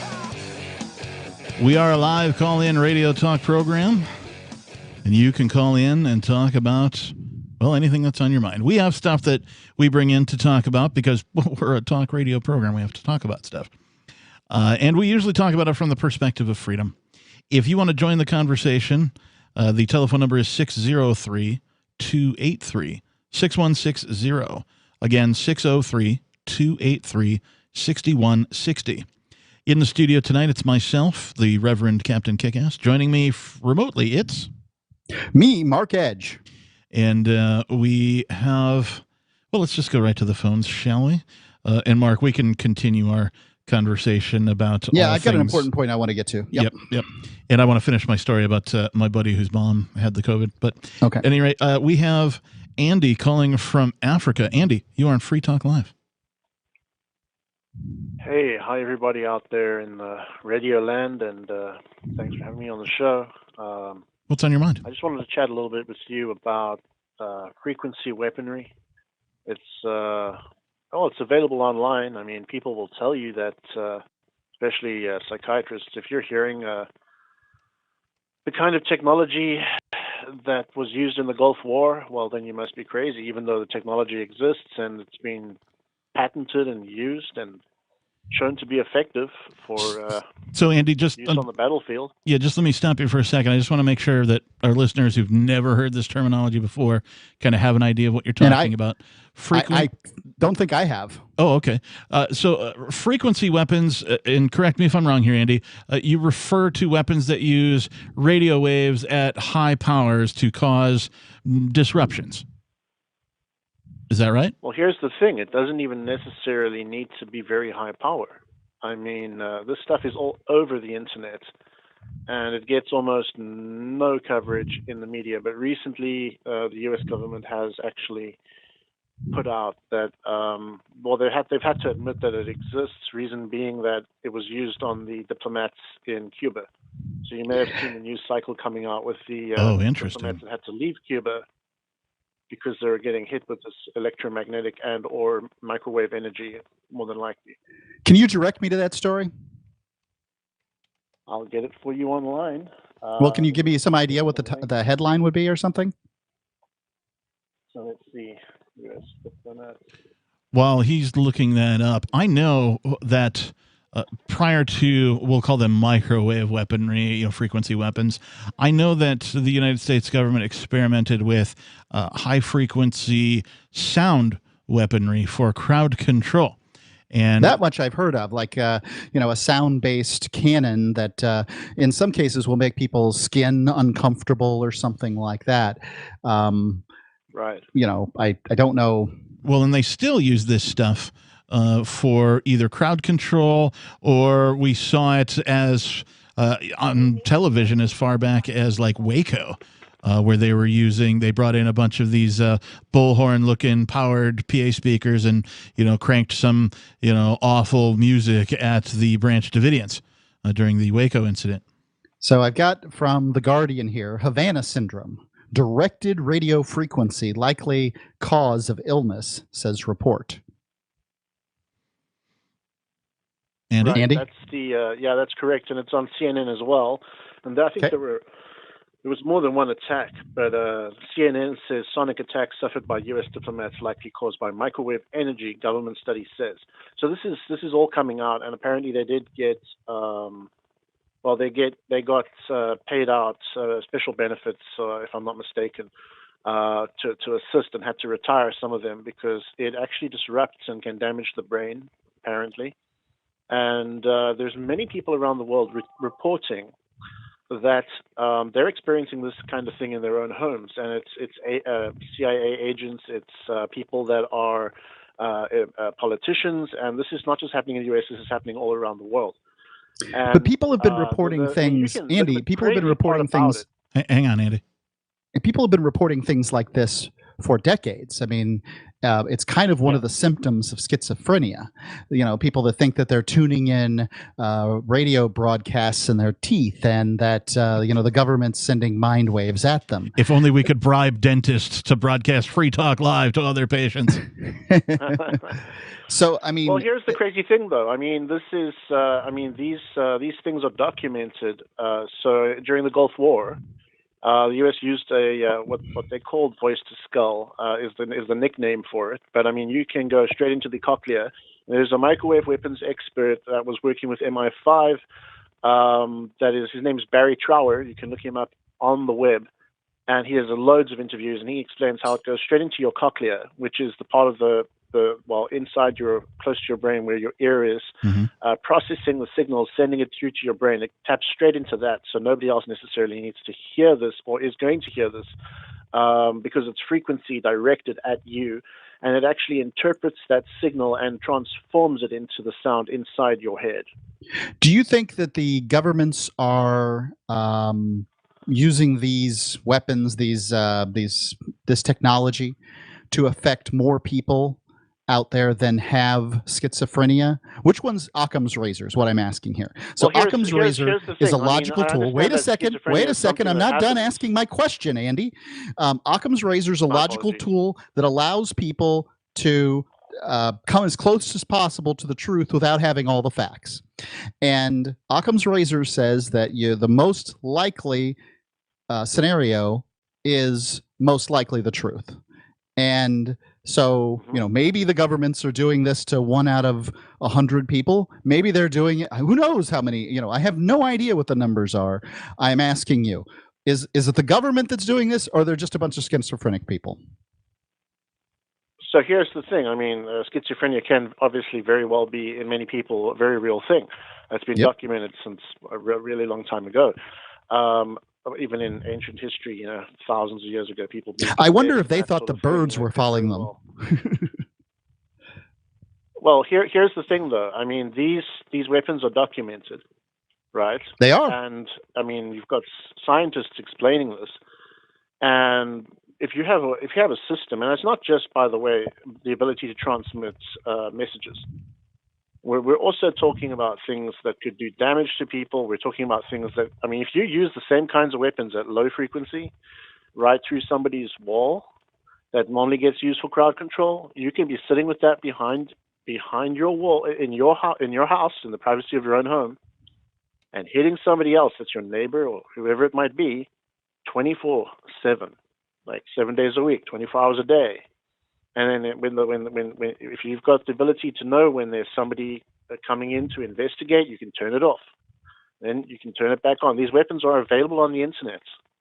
Yeah, so, well, you guys have been talking. I did a quick search, and for the past week, just the top results are WSJ.com, Wall Street Journal. What is Havana Syndrome? What we know. News.Y Combinator, how we reverse engineered the Cuban sonic weapon. Havana Syndrome-like symptoms are now gripping the U.S. I think. What are those symptoms, Captain?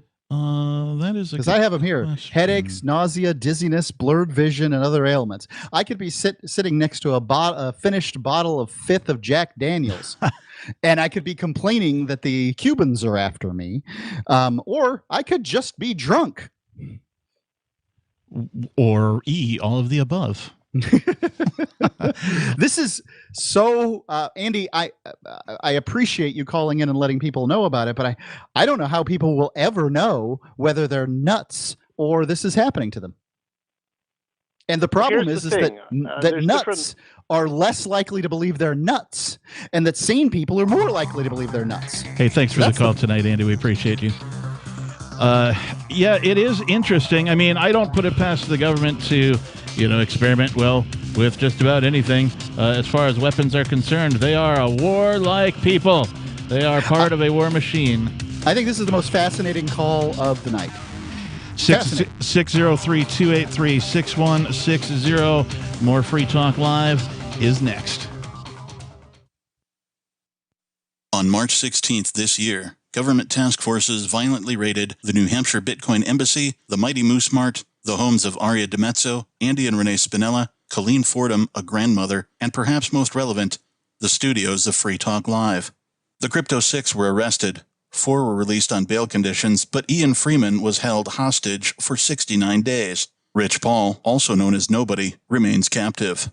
We've consulted attorneys who say no crime even appears to have been committed, but that didn't stop the Joint Thug Task Force from ripping out wires from our broadcast stacks, taking Free Talk Live off the air, resulting in a violation of our and your First Amendment rights. You can visit thecrypto6.com to help, but as importantly, contact other media and tell them about this outrage. This case is likely to set precedent for cryptocurrency use well into your future. Help our fight for liberty and financial freedom at thecrypto6.com. So you've signed the Shire Society Declaration and are planning your move to New Hampshire to be around more liberty-oriented people. Next, sign up for the Shire Society Forum at forum.shiresociety.com. There are a bunch of people there who are already in the Shire, and they want to meet you. If you're already in the Shire physically, you should also come by the forums. Remember, not everyone uses Facebook. New people are signing up for the Shire Society Forum every month, so drop in and say hello at forum.shiresociety.com.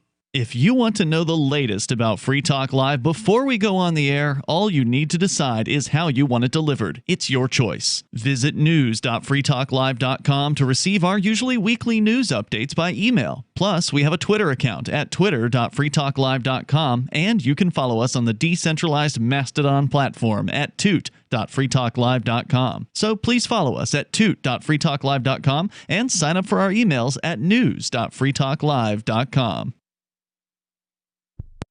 The Shire Free Church offers a sanctuary to those seeking an escape from state churches. The Shire Free Church is an interfaith, diverse group of people that may not share identical theological beliefs. As a member in or minister of the Shire Free Church, you are a sovereign individual and may be the faith of your choice. We don't claim to have all of the answers. We are open to all peaceful people. We want to learn from each other. What unifies the Shire Free Church and its diverse members is peace, love, and liberty. There are many paths to God, one for every individual. The Shire Free Church does not define a specific path beyond those parameters that must be your foundation.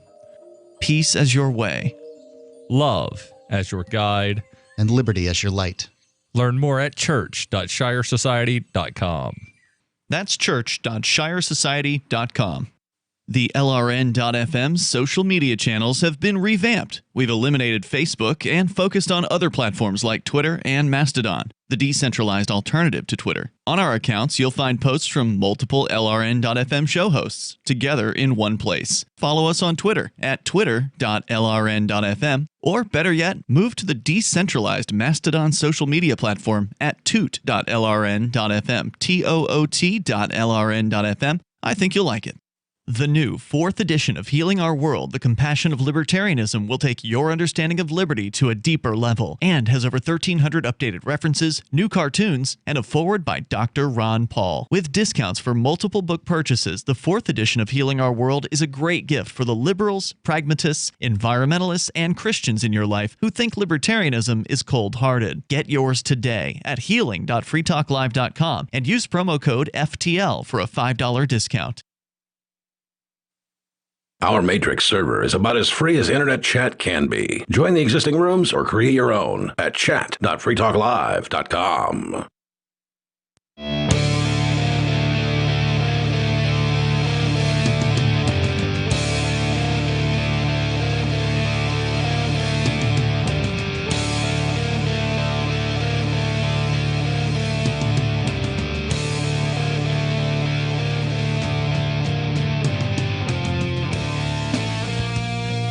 Welcome back, everybody. Welcome back. Well. No, it's not welcome back, Cotter. It's welcome back to Free Talk Live. Ooh, Mr. Cotter. Yes, Horshack. I do. We're aging did love that ourselves show. here. It is Free Talk Live, in case you're wondering, not a poorly animated Welcome Back, Cotter reboot. The telephone number, if you'd like to join us here in the studio, is 603-283-6160. Again, 603-283-6160. It's myself, the captain, and Mark Edge joining remotely from somewhere. He's been gallivanting, so I just stopped asking him. But we were talking about, well, we had a caller from Andy from Africa, actually, who I assume is listening to us over satellite or over the internet, talking about these frequency-based weapons and something called Havana syndrome. Now, Mark, you had asked during that conversation what were the symptoms.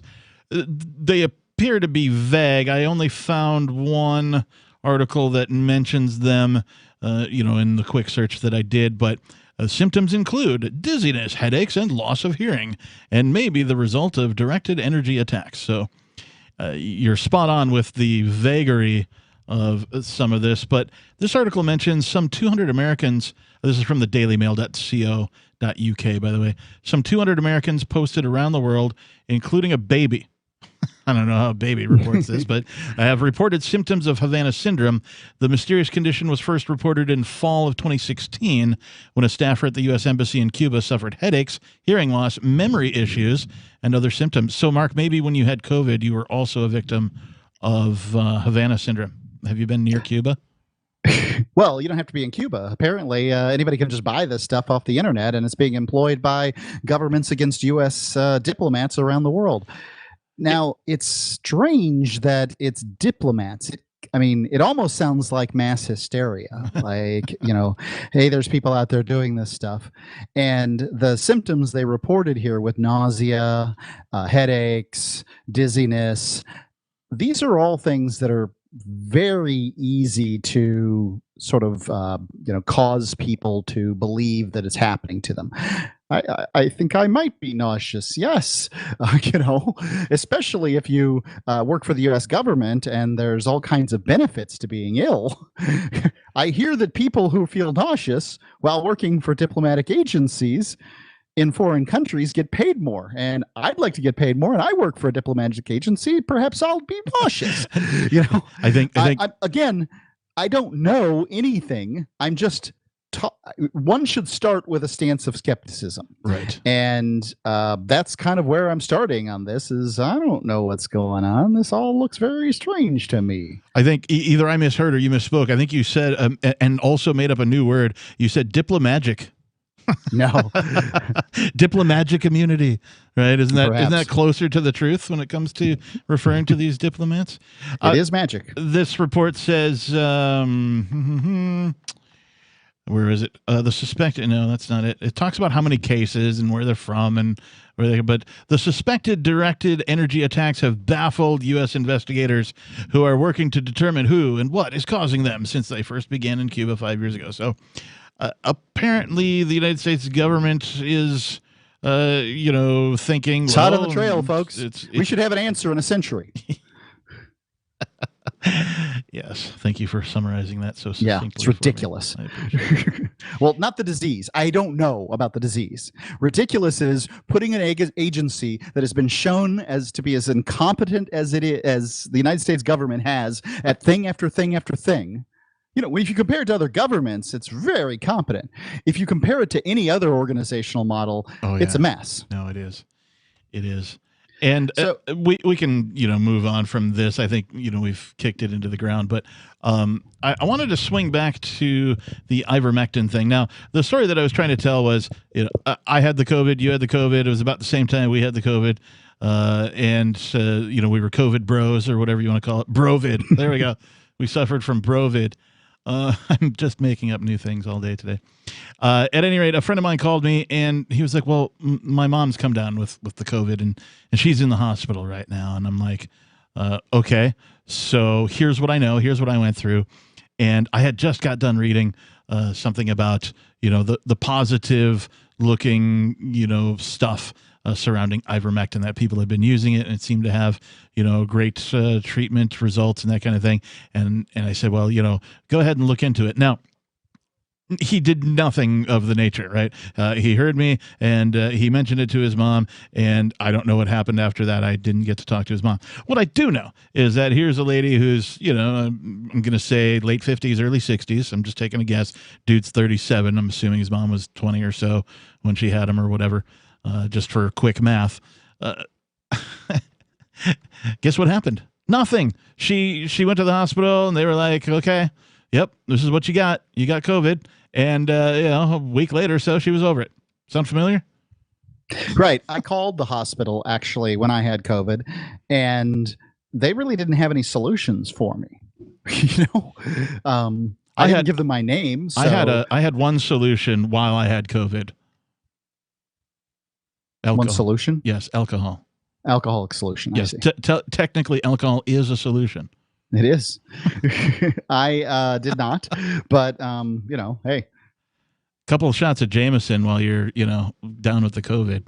I'd like to say this. This is my favorite COVID website. While I just berated the government for being inefficient, the CDC excess death site is one I like to look at, and here's why. It's not because it doesn't count COVID cases. Oh, I thought maybe it was counting the number of CDC folks who have died. It's at cdc.com, and it's / this, that, and the other excess deaths. This just counts deaths in America every week since, I believe the first week is January 2017. Yep. Is this the one with the chart? Yep. I sent it to you just now, and I probably showed it to you more than once. Yep, I've seen it, and I'm looking at it. And I've watched the news recently, and I've heard about the Delta variant. And look, I'm not trying to tell you that you should go out French kissing sailors on the dock. Okay. Like all the protocols for not catching COVID wasn't fun for me, and I'm not looking to do it. But I think that the Delta variant looks remarkably to me like the news trying to scare people in order to get more views. I feel that way about most everything that's on the news. That's why I don't watch it anymore. That's the thing is that after I had this experience, and that's really what I'm trying to get to. So this graph shows that annually around winter time, people tend to die more. So that leads me to believe that some people do in fact die from the flu, maybe 50 or 60,000, like they say. Mm-hmm. And then starting on the last week of March 2020 through the first week of March 2021, so just about a year, clearly something happened that caused a bunch of people to die. And yeah, something happened. I wouldn't be able to say what or how or why. But after that, after the date there, March the 6th, yep. the week ending March the 6th. And really, with looking at it, you could just say the week ending February 27th. So 11 months. After those 11 months, basically deaths dropped off a cliff, and they're essentially in normal ranges at this point. They're nothing to be afraid of. Yeah. And the chart goes all the way through July the 10th. Now, you really can't trust the first 3 weeks reported on this. So, maybe we go back to June the 19th. But June the 19th could be a pretty steady number. It's not going to change too much. And so it's now July the 23rd. That's a month ago. We're not showing deaths, ladies and gentlemen, surrounding the Delta variant. I'm not saying you should go out and get it, but I'm also saying don't panic unless you just like to panic. If you enjoy consuming the news, you enjoy being terrified, enjoy your short, fearful life, but leave me alone. Yeah, and some people get addicted to the fear that is fed to them via their chosen communication method. Yep. Television obviously is the big culprit here, but it's just a delivery method for video and audio. That's all it is. So you can get the same addiction from watching too many YouTube videos of, fear and boogeyman and all that kind of stuff. And if there's one thing that we know governments are good at, open a history book. And if you don't know, it's making people afraid. Propaganda. Fear, fear, fear, fear. So 603-283-6010, 6160 is the telephone number for Free Talk Live if you want to join us. Hour number 3 is next.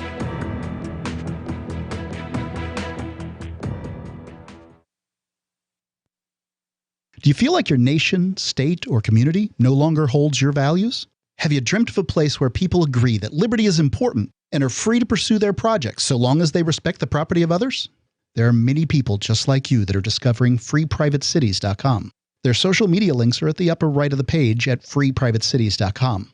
All skill levels will be needed when the first of the Free Private Cities opens. It's sooner than you think. Stop arguing and build. freeprivatecities.com. There are lots of ways to listen to Free Talk Live. Our podcast has been around since podcasts began, and now the FTL feed is loaded with content besides our full show archives. Did you know that we make it easy for you to customize your podcast subscriptions? We have different feeds, one that includes only our full shows, one with just the Daily Digest, and our main feed that includes everything. You decide what you listen to. It's quick and easy to customize your feeds at feeds.freetalklive.com. That's feeds.freetalklive.com. Are you a cryptocurrency advocate? The Crypto Tip is the ideal outreach tool to help new people discover cryptocurrency. It's a printable business card-sized tip that you can give to service providers, preferably in addition to a good cash tip. When the server scans the QR code, it'll bring up an explanation of cryptocurrency, how to install a wallet, and allow them to claim the tip. If they don't claim the crypto, you get your tip refunded to you after a time period you specify. Plus, if they do claim the tip, you get an email alert. Create as many tips as you want at cryptotip.org. That's cryptotip.org. What if you want to hear the latest episode of Free Talk Live, but all you have is your phone, you forgot to download our archive, and you have no data connection? You can call our Listen line at 641-793-0191. That's a long-distance number, so you may incur charges. If not, listen as long as you want. 641-793-0191. The Free Talk Live Listen line, 641-793-0191. You're listening to the live edition of Free Talk Live. Hour number 3 is next after the news here on the Liberty Radio Network at LRN.FM. From Feature Story News in Washington, I'm Simon Marks. A year late, the Tokyo 2020 Olympic Games have officially begun. The opening ceremony took place at Japan's National Stadium with fewer than 1,000 people in attendance due to the COVID-19 pandemic. Tennis player Naomi Osaka lit the Olympic flame, formally declaring the Games underway. In Tokyo, Rob Harris, global sports writer with the Associated Press. It's already been delayed a year, of course, given the name, the 2020 Olympics, and it's gone ahead despite the fact the Tokyo area is in a state of emergency. No spectators at all allowed in any of the venues around here. It was only earlier this week that the head of the Games said a cancellation was still possible due to COVID cases in the Olympic Village.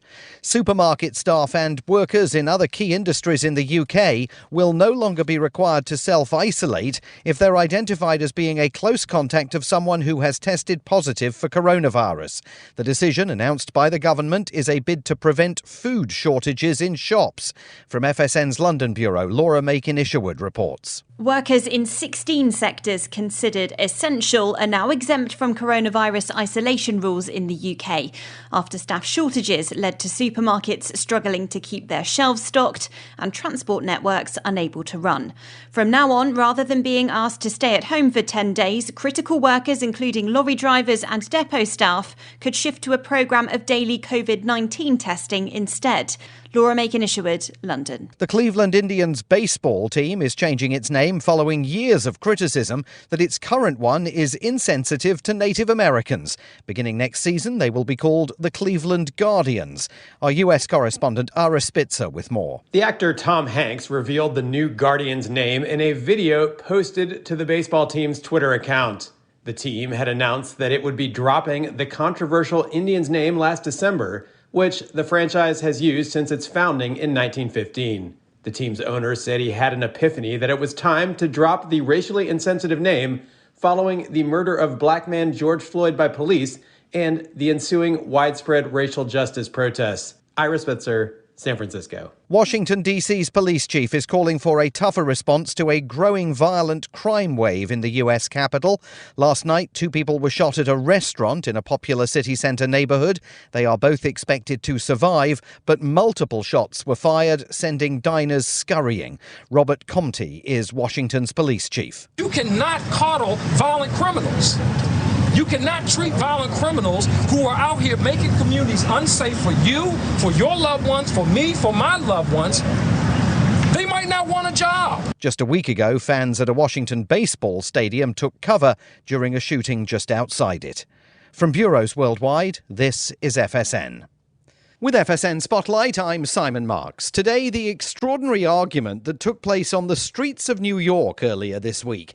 It was occasioned by an announcement by Mayor Bill de Blasio, who says public hospital employees now face a choice. If they won't get a COVID-19 vaccine, they must take weekly tests to prove their negative status. And if they don't do that, they'll lose their jobs. It's time to say, okay, starting with our healthcare workers, here's a very fair choice.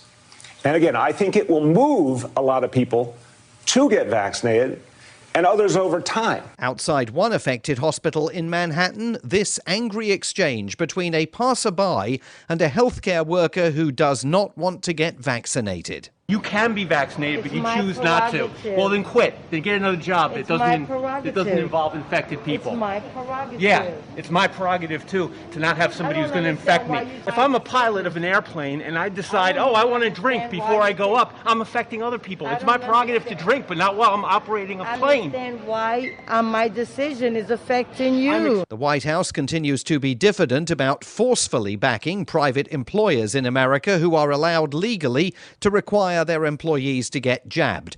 But as the Delta variant spreads, there are reports that inside the White House, discussions are underway about taking a harder line approach. The main news again, a year late. The Tokyo 2020 Olympic Games have officially begun. Supermarket staff and workers in other key industries in Britain will no longer be required to self-isolate if they're identified as being a close contact of someone who has tested positive for COVID-19. And the Cleveland Indians baseball team is changing its name to avoid claims of insensitivity towards Native Americans. There's more from us on Twitter @FeatureStory. And that is the latest Feature Story news. Simon Marks reporting. Following the conclusion of yet another day marked by a litany of tedious and unavoidable realities, The Onion spoke with sociologist Dr. Timothy Coghill, who told reporters that the nation would be forced to go through all of it again tomorrow. As our projections demonstrate, tomorrow, like today, every man, woman, and child in America will wake up and do it all again.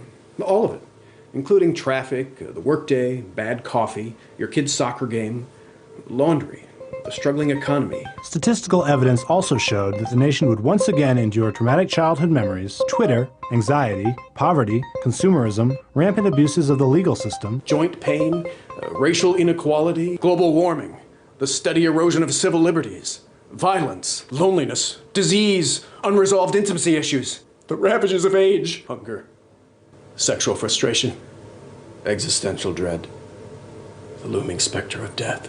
For more on this unending story, check this week's Onion Review. This is the Onion News Network.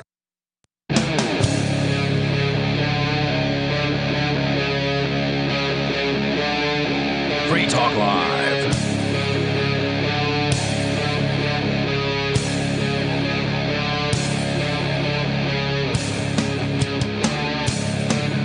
Hour number 3 is underway here at Free Talk Live. The telephone number, if you'd like to join us, is 603-283-6160. Again, 603-283-6160. In the studio tonight, it's myself, the Reverend Captain Kickass. And me, Mark Edge. Oh, you're going to... All right, fine. Budinsky. Wait, it's not like we planned this. I know. Well, I mean, you kind of... Well, no, let's see. When did I know? Well, it doesn't matter. The listeners don't care. We're the two that are here, and we're going to do a show, or finish doing a show anyway. I was, during the break here, Mark, I don't know if you're watching the streams or not, but I was joined by a couple, I forget their names already, who are here visiting, and they have heard, of course, of like the Free State Project and the Liberty Movement and stuff, and it looks like they're going to make the jump So they're going to be moving to New Hampshire. So I just wanted to mention that to our listeners, that that is still a thing. The Free State Project may have, reached its goal of, whatever it was to get people to move, and, however many people moved, and that's great. But there's a larger freedom movement going on here, and people continue to come and visit to see if this is a place for them. And people continue to decide that, yes, it is. So, and the federal government continues to raid the studios inside the Free State. Yes, they do, sadly. So at any rate, we had mentioned, if you're of a liberty-minded perspective, there are many things for you to consider. Perhaps one of them would be moving to New Hampshire. Mark, you're doing something that we should probably talk about. I kind of wanted to get back to the whole, the poll of, staggering number of Americans interested in seceding from the Union. But because it's already hour number 3, I wanted to talk a bit about what you're doing with, and I'm going to butcher this. I got it. Okay. A new community in the heart of Honduras. Right. Ciudad Morazan is the terminology. So this Morazan is some politician that probably died in the 19th century, and good riddance as far as I'm concerned. But it's a name like Washington or Grant that's important to people in these areas. What's the Ciudad community? Well, no, the name was taken in order to be not particularly offensive. Oh, okay. Okay. All right. It's like naming your liberty organization, your liberty enclave in a given area, Super Great Land or whatever. It's that way. It doesn't offend the statists. You mean like Great Britain, as opposed to regular Britain? So I spent more than a week, less than 2 weeks, touring Honduras. Honduras is the place in the world that has potentially the freest place in the world. Now, it's also home to a great deal of violent crime in the very recent past. So now I didn't see anything that looked like violent crime while I was there, and I'm not claiming it doesn't exist, because I'm sure it does. But there's a great deal of violent crime in, New York City or Boston or, Detroit. Yeah, for example. Sure. It depends on the zip code you pick in the United States. And if you talk to some European, one of the first things they're going to talk to you about the United States is guns and crime. Whereas in the United States, if you talk to them about Honduras or Mexico, one of the first things they're going to talk about is violence and crime. And they should. People should be concerned with these things. But what I want to talk about right now is Zedes. Zede is a term. It's Spanish, so I'm not going to bother my English-speaking audience with the Spanish words. Yeah. But it essentially is a economic and educational development zone. An educational and economic development zone, and it allows for a tremendous amount of freedom and self-rule inside a given geographic area. So first, you gotta own a piece of land. Second, you have to declare yourself a Zede and then get declared by, this government agency that is designed to make Zedes into you're in the Zede. So there you go. And then once you do, you have to have your own civil law. You have to have your own solutions for judiciary. You have to have your own police force. You have to take care of everything within your zone. But by doing so, you have a great deal of freedom. And this is one of the things, like I've been involved in the Free State Project for a very long time, and I know what the premise is. The premise is, hey, let's move a bunch of libertarians to one place, and we'll influence, by hook or crook, the government of New Hampshire. Wait, what's a hook or crook? Is that like TJ Hooker? I'm just kidding. Go ahead. We'll influence the local government in New Hampshire to be more freedom oriented. I think this is happening in New Hampshire. I'm not going to say that's not going to happen, but you will fight for every inch with these statists. And in many cases, those statists are paid by the state of New Hampshire to fight you. So you will fight at your own expense for every inch that you take. I realize you want to make a comparison to, New Hampshire and the freedom movement here versus, what's going on. I just want to know more about this Ciudad Morazan, because I'm always open to listening to ideas that are freedom related, regardless of their geographic location. I gave a lot of time to the Free State Project, and I cannot help but compare it. So I will. You're right. I'm just going to go on. Right now, the current ZEDEs, as they exist in Honduras, are largely, and I'm going to put it at like 95%, 95% libertarian. Now, libertarian can mean two things. It can mean human liberty. Liberty being the ability to do what you want so long as you don't harm other people. Sounds good. Or it can simply be private. So would you agree with me, Captain, that if there was an enclave of dominatrixes dressed in leather bustiers with bullwhips, and they had amongst them all kinds of pet men, they run around on leashes, so long as those men can leave anytime they want, that is a libertarian arrangement? I would agree with that statement, yes. Yep. It's voluntary. Yes. And these communities in Honduras are voluntary in a way that libertarians in the United States and around the world have never experienced. Never. I walked on to Ciudad Morazan, and you can find it, by the way, going to morazan.city. I'm going to spell it for you. And Captain, you can put this out, if you would put this out on our social media. Roger that. Yep. M-O-R-A-Z-A-N. Morazan. Not Z-O-N, Z-A-N. Dot city. C-I-T-Y. Morazan.city. And currently there is one housing unit. I was in Morazan City about a week ago, and there was one housing unit. And they were using that as an office in order to finish the other 35 housing units in the 36 housing unit block. Their projection is they will be done in 3 weeks. I toured the facilities. They have industrial there's these big warehouses. One of the companies that's contracted with them is the largest pharmaceutical company in the whole of Central America. So that was full of their legal drugs. I hate talking about Central America and drugs, but this is what's going on. You can't help it.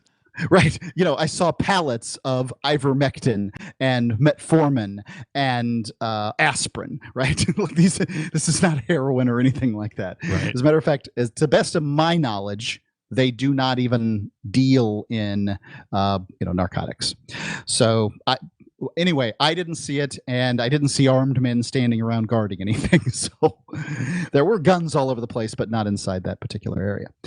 And, they have like a little snack shack that's going in, and, there's some dogs and some guys working, and it's at 66 acres. And you can go to morazan.city and you can see the city plans. You can see an exhaustive amount of information on sewage plants and what their plans are in the future and energy delivery and these kind of things. Check it out. I have some questions for you about this, we can talk about that coming up here on Free Talk Live. If you want to join us, if you have questions about this, 603-283-6160. More Free Talk Live is next. When Monster Hunter International discovers one of Isaac Newton's wardstones being auctioned off, they decide to steal it and use it to destroy the Chaos God once and for all. But a mysterious thief upends their plan, and it soon becomes a race against time as something much older and infinitely more evil awakens in the jungles of South America. Monster Hunter Bloodlines by New York Times bestselling author Larry Correia and Baen Books. Visit monsterhunternation.com for more. Are you tired of governments murdering people around the world? Stop using their money. There is an alternative. Bitcoin is a stateless free market non-political currency. Bitcoin cannot be inflated or controlled by any government. By using their money, you are helping the state. Stop doing it. You have an incredible alternative available now. Learn it, use it, spread it. Get started with Bitcoin at bitcoin.com. That's bitcoin.com. Do you feel like your nation, state, or community no longer holds your values? Have you dreamt of a place where people agree that liberty is important and are free to pursue their projects so long as they respect the property of others? There are many people just like you that are discovering freeprivatecities.com. Their social media links are at the upper right of the page at freeprivatecities.com.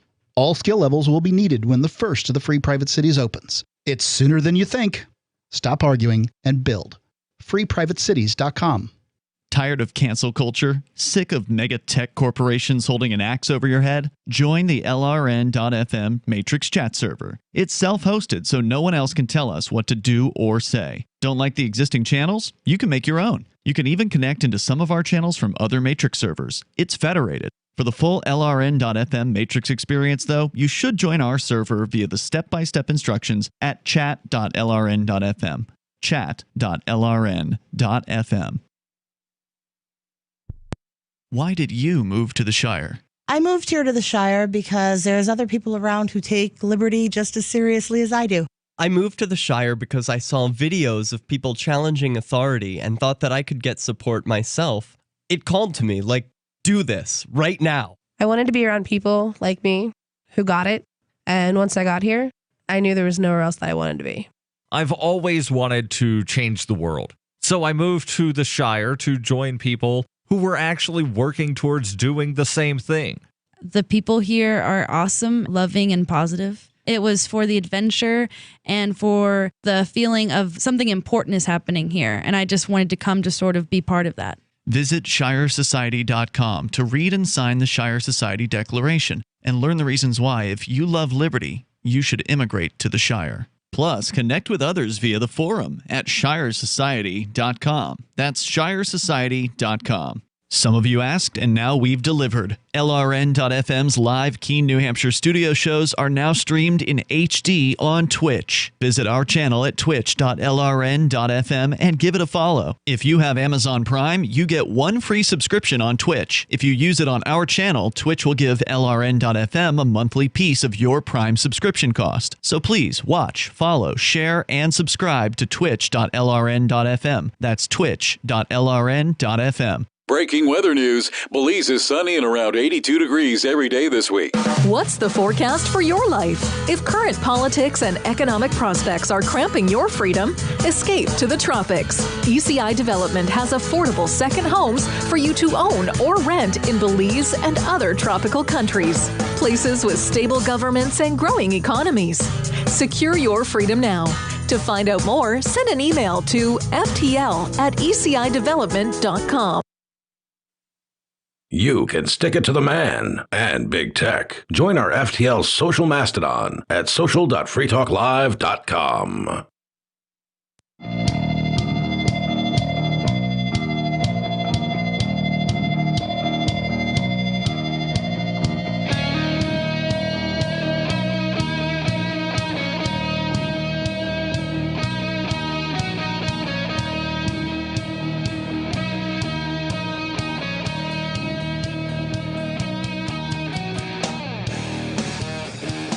Welcome back, everybody. Welcome back to the Friday night edition of Free Talk Live. In the studio tonight, it's myself, the captain. And me, Mark Edge. And we've been talking about all sorts of fun stuff. Mark, I have some questions for you about Morazan. But before we do that, I want to tell folks that Free Talk Live's video archives have been on Library for years. That's LBRY, all caps, for those not in the know. Library is an uncensorable, decentralized, blockchain-based media sharing protocol, and we're, of course, big fans of it here on Free Talk Live. In 2020, Library launched Odysee. That's a video sharing website to compete with YouTube, and it's really taking off now with over 1 million channels, many of whom are disaffected YouTube creators. During YouTube's crackdown for not towing the government line on COVID, the Free Talk Live YouTube channel started receiving strikes and could be completely taken down at any moment. Thankfully, Odysee started offering live streaming, so we're now streaming live every night and posting our video archives permanently to Odysee. And that's spelled Odyssee, by the way. You can watch live or anytime on our Odysee channel by visiting video.freetalklive.com. Again, video.freetalklive.com. If you want to go all in, download the desktop app at library.com, LBRY.com, and then every video archive you watch, you'll help seed and keep it online forever. At minimum, we ask you to just visit video.freetalklive.com and follow us on Odyssey today. Again, video.freetalklive.com. All right. So, Mark, you visited this, how do you say it? Ciudad Morazan. Ciudad Morazan. Morazan.city. Okay. I'm just going to call it Morazan. Is that acceptable? I'd use Morazan.city because it's easier to brand the website than it is the place. Okay. You visited Morazan.city.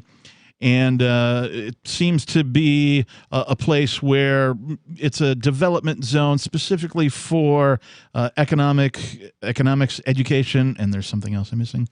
Right. It's so a ZE is in Spanish an educational and economic development zone. Educational. Okay. All right. ZE. And so my questions, of course, I think these would be the first questions off of most. We'll say libertarians, voluntarists, or at least New Hampshire versions of those people. Can you arm yourself and open or concealed carry? I haven't looked into the gun laws there. I saw lots of people with guns. As I understand, most people in Honduras, don't have them just because they're expensive. Okay. And is there, prospects? I've heard or seen some chat talk about. And I'd like to go on just real quick. Sure. This is a point I'd like to make. I, as a convicted felon, and I am, am less free in New Hampshire than I am in pretty much any other state in the United States. That trumpeting to the hilltops, hey, move to New Hampshire for freedom. I had less freedom by moving to New Hampshire, not more. Specifically related to the gun thing, I get it. Well, I'm not going to get gay married, and I'm not going to ride around on a motorcycle without a helmet on, and I always wear my seatbelt, so yes. Well, you don't know that you'll never get gay married, but... Well, I'm joking, of course. I might very well, actually. Go ahead. People get married for all sorts of reasons, so I don't judge. But also, I don't think the state should have anything to say about it.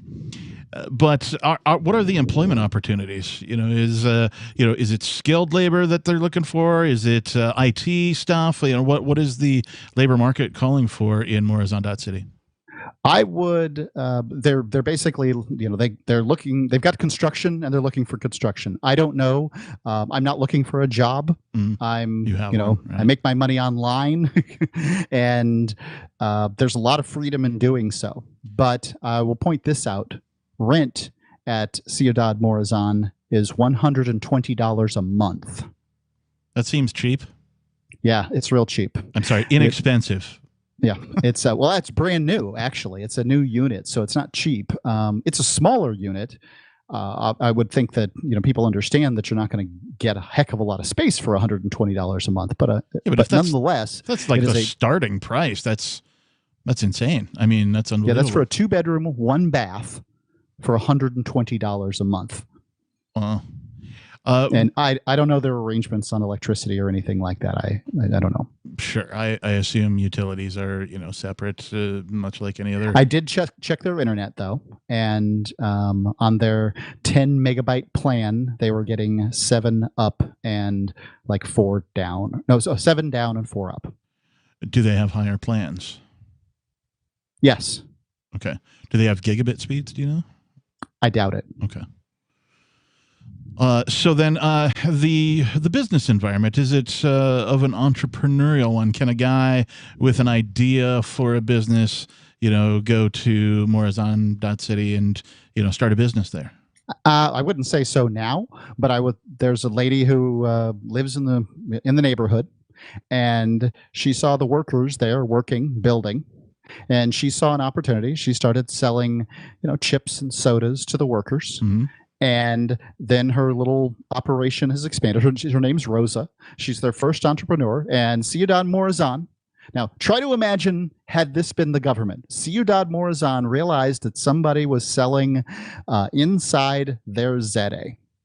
And that's their reign of control. That's their region of control.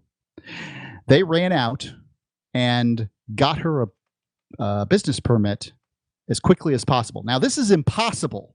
Most people running businesses in Honduras currently are running them illegally because of the environment that it takes to run a business in Honduras. Right. But in Ciudad Morazan, this autonomous zone, they got her a permit, their permit, as quickly as they possibly could. They ran out and got it to her. Hey, you're our first business. Congratulations, Rosa. So interesting. Obviously, they decide who does business and who doesn't. But the advantage is it's kind of like, a marriage certificate issued by the state of New Hampshire. Do you want to have a marriage certificate? Well, it's up to you. But if you want another state to recognize your marriage, then yes, you do. So these benefits, they made her legal. And correct me if I'm wrong here. These what you're describing to me sounds. I'm trying to draw an analogy here. It sounds a lot like when I would go and work for a tech startup on the West Coast. Right? There's still a company, there's still a business, you're still an employee, but the benefits are you get to kind of direct sort of more of what's going on. I'm going to say the pay is higher. You're saying the rent is lower, so that's comparable. But also the thing about working for a startup is, you might be wearing several different hats at one time, but you get the joy of building a thing. And maybe you don't have experience doing one thing, but if you see an opportunity, like you're describing this little lady in her operation, perhaps you can take advantage of it. Right. And that's ultimately what it comes down to is that humans flourish, at least certain types of humans flourish under freedom. And that's why we need these pioneer zones where some people can go and they can flourish and they can be highly productive rather than being controlled by the bean counters and finger waggers of the world who are like, oh, sorry, you can't do that. It makes me uncomfortable. Yeah, we've seen that with the Earth ships, the Garbage Warrior. If you're not familiar with Mike and his crew, just go search Garbage Warrior and watch the documentary. More Free Talk Live is on the way. Carl Watner, longtime proponent of a voluntary society, died last December. You may have seen his articles published on his website, voluntarist.com, in his newsletter, The Voluntarist, the Mises Institute, or elsewhere over the last 40 years. His newest book, I Must Speak Out, Volume 2, The Best of the Voluntarist, is now available via Liberty Under Attack Publications. This 430-page second volume spans the years of 2000 through 2020 and includes articles by Carl Watner, Hans Hermann Hoppe, Carl Hess, Benjamin Tucker, George H. Smith, Lysander Spooner, Pete Eyre, Joyce Brand, and many others. I Must Speak Out is for the newly initiated, the veteran voluntarist, or anywhere in between. Buy the book now at libertyunderattack.com/voluntarist. For more great content on building a voluntary society and for Carl's extensive archives, check out voluntarist.com. From Feature Story News in Washington, I'm Simon Marks. A year late, the Tokyo 2020 Olympic Games have officially begun. The opening ceremony took place at Japan's National Stadium with fewer than 1,000 people in attendance due to the COVID-19 pandemic. Tennis player Naomi Osaka lit the Olympic flame, formally declaring the Games underway. In Tokyo, Rob Harris, global sports writer with the Associated Press. It's already been delayed a year, of course, given the name, the 2020 Olympics, and it's gone ahead despite the fact the Tokyo area is in a state of emergency. No spectators at all allowed in any of the venues around here. It was only earlier this week that the head of the Games said a cancellation was still possible due to COVID cases in the Olympic Village. Supermarket staff and workers in other key industries in the UK will no longer be required to self-isolate if they're identified as being a close contact of someone who has tested positive for coronavirus. The decision, announced by the government, is a bid to prevent food shortages in shops. From FSN's London bureau, Laura Makin-Isherwood reports. Workers in 16 sectors considered essential are now exempt from coronavirus isolation rules in the UK, after staff shortages led to supermarkets struggling to keep their shelves stocked and transport networks unable to run. From now on, rather than being asked to stay at home for 10 days, critical workers, including lorry drivers and depot staff, could shift to a programme of daily COVID-19 testing instead. Laura Makin-Isherwood, London. The Cleveland Indians baseball team is changing its name following years of criticism that its current one is insensitive to Native Americans. Beginning next season, they will be called the Cleveland Guardians. Our US correspondent Ara Spitzer with more. The actor Tom Hanks revealed the new Guardians name in a video posted to the baseball team's Twitter account. The team had announced that it would be dropping the controversial Indians name last December, which the franchise has used since its founding in 1915. The team's owner said he had an epiphany that it was time to drop the racially insensitive name following the murder of black man George Floyd by police and the ensuing widespread racial justice protests. Ira Spitzer, San Francisco. Washington, D.C.'s police chief is calling for a tougher response to a growing violent crime wave in the U.S. capital. Last night, 2 people were shot at a restaurant in a popular city centre neighbourhood. They are both expected to survive, but multiple shots were fired, sending diners scurrying. Robert Comte is Washington's police chief. You cannot coddle violent criminals. You cannot treat violent criminals who are out here making communities unsafe for you, for your loved ones, for me, for my loved ones. They might not want a job. Just a week ago, fans at a Washington baseball stadium took cover during a shooting just outside it. From bureaus worldwide, this is FSN. Don't miss a moment of Free Talk Live. Get our archives daily via our podcast at feeds.freetalklive.com.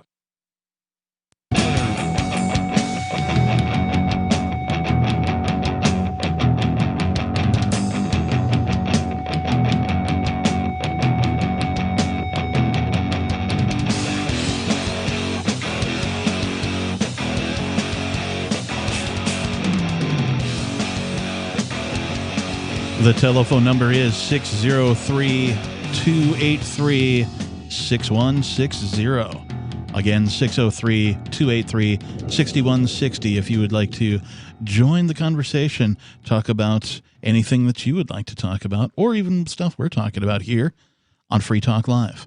In the studio tonight, it's myself, the captain. And me, Mark Edge. So, Mark, the only other question I had about Morazan.city was I'm not familiar with the annual, like, what's the climate? Is it tropical year-round? It's hot. It's Honduras, and I was there in July. Basically, as I understand it, you have your choice of weather being wet or dry. Okay, so they have the rainy season or the dry season. Yeah, that's what the underlying understanding that they're all hot. Understood. And I think that there's some things to know about Morazan.city. It's surrounded by a 9-foot wall. It's a 3-meter high wall. And I guess it's closer to 10 feet. So the reason for this is, in part, this is an area where the duties and taxes of Honduras don't apply. He said duties. I'm sorry, I'm 12. But another reason for that is that they're responsible for policing within their zone, and they don't want the bad actors in. And Honduras has its fair share of bad actors. Now, things have been better recently in the last few years than they were in the years before that. They've gotten a lot of things under control, but we don't know how things are going to be in November around the election. The last election, it was violent and all kinds of stuff going on, and people stayed in their houses for a week. So Morazan.city is designed to be autonomous as much as it can be. Right. But today, it's a lot like a few buildings inside a giant walled-off field. So I just want to take a second and say a couple of things, because I feel like, sometimes you and Mr. Freeman, are on sort of opposite ends of the spectrum when it comes to like places for freedom. And I think there's room for it. Like, what I think would be great is if almost simultaneously or within a short time span of each other, many places on planet Earth saw the effects of human freedom, like actually real human freedom. And I mean freedom from governments, freedom from oppression, freedom for to do whatever you want as long as you're not hurting anybody. And what would be great to me is to see many of these places begin to exist, either one after the other, chronologically or chromatically if you're a musician, or simultaneously would even be great. And so one of the things I appreciate about your gallivanting is that you're going and you're finding and you're doing, other places other than New Hampshire. Yes, you did champion for New Hampshire for a time, and and that's great, and I appreciate what you did there. But I also like that you're a part of this show, and you're doing this other thing too to highlight that it's not just here in New Hampshire; it's around the world where people not only want freedom but desire it in such a way that they're willing to put together stuff like this. So when I speak to anybody but one of the chauvinistic, jingoistic, crazy New Hampshire people, I am a champion for New Hampshire. Mm-hmm. When I talk to those people, I'm somebody who's trying to hold accountable, somebody who's just blabbing off at the mouth at nonsense, okay? So I recommend New Hampshire. If you live in the Northeast, if you believe in the ideas of liberty, if you want to live in a state that has really been at the top of the list for so many different great quality of life issues, the New Hampshire's a really good place to look at. Agreed. I don't think that the plan that I have seen over the course of almost 20 years now with the Free State Project is a good one. I think that they have to do some very important things. One of them is I think they need to change the state constitution and work very hard to make it so that it takes 2/3 of politicians to vote a new law in and a half of politicians to vote an old law out. So I think we should change the job of the legislature, what they call the general court, to law keepers, people who are going through the old laws and getting rid of the archaic ones, like you can't play baseball on Sunday and these kinds of things, right, yeah. And instead of making new ones, because that's currently what they do. They're lawmakers, right? And I'm of this opinion. This may sound crazy, ladies and gentlemen, but I think after over 200 years, with God knows how many thousands of lawmakers that have gone through there and how many laws have been passed, that we probably have them all handled. That we really don't need any new laws. I constantly rail on the fact that there are more laws in the United States than anybody can actually count, and they've tried. And that's my other problem with New Hampshire. No matter how much they yickety-yak about it, they have no plan for secession. That secession's not going to happen. The United States government is more likely to collapse due to insolvency than New Hampshire is to secede. Now, we did have this new secession story, and I'm sure we'll read it here in the near future. But I'm willing to concede that just as we talked about earlier, change tends to happen very quickly, and you don't even see it coming.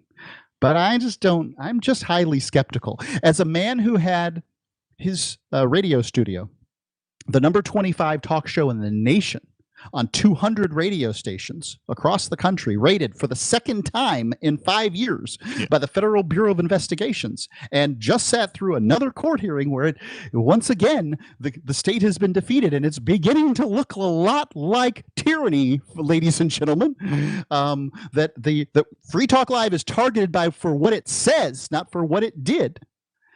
That frankly, you're not going to find freedom in the United States. Like, I'm sorry. It's just not possible. There are 3 sovereign entities in the world: Russia, China, and the United States. And those are the only things that have power. And you're not going to sit in the heart of the dragon and, do what you want. That's just not the way it is. So I feel like you have to go far afield from Washington, D.C. in order to find more freedom. A lot of people are asking me about Saipan, the U.S. Marianas that I was at last year. Well, what happened to U.S. Marianas? Mark, you're so flighty. Well, COVID happened. Come on. It's not like nothing happened. Did you, while you were in Saipan, did you have any Saipan cakes? I didn't, but that sounds good. Did you see a heavy metal cover band called Saipantera? No, I okay, didn't. Just checking. But I mean, like, for instance, New Hampshire, which would have arguably been the freest state in the union prior to COVID, the COVID lockdown rules and all that stuff. New Hampshire was middle of the pack as far as states go. I think it was number 26. So Florida, which was rated number 1 by Cato in, I think, 2018, was number 5 on the COVID list, making it firmly and fiercely the freest state in the union. New Hampshire lost its title, and nobody in the Free State Project wants to say that. Now, are you ever going to affect the government of the state of Florida as a Floridian? No. Well, okay, but so back to Saipan for just a minute.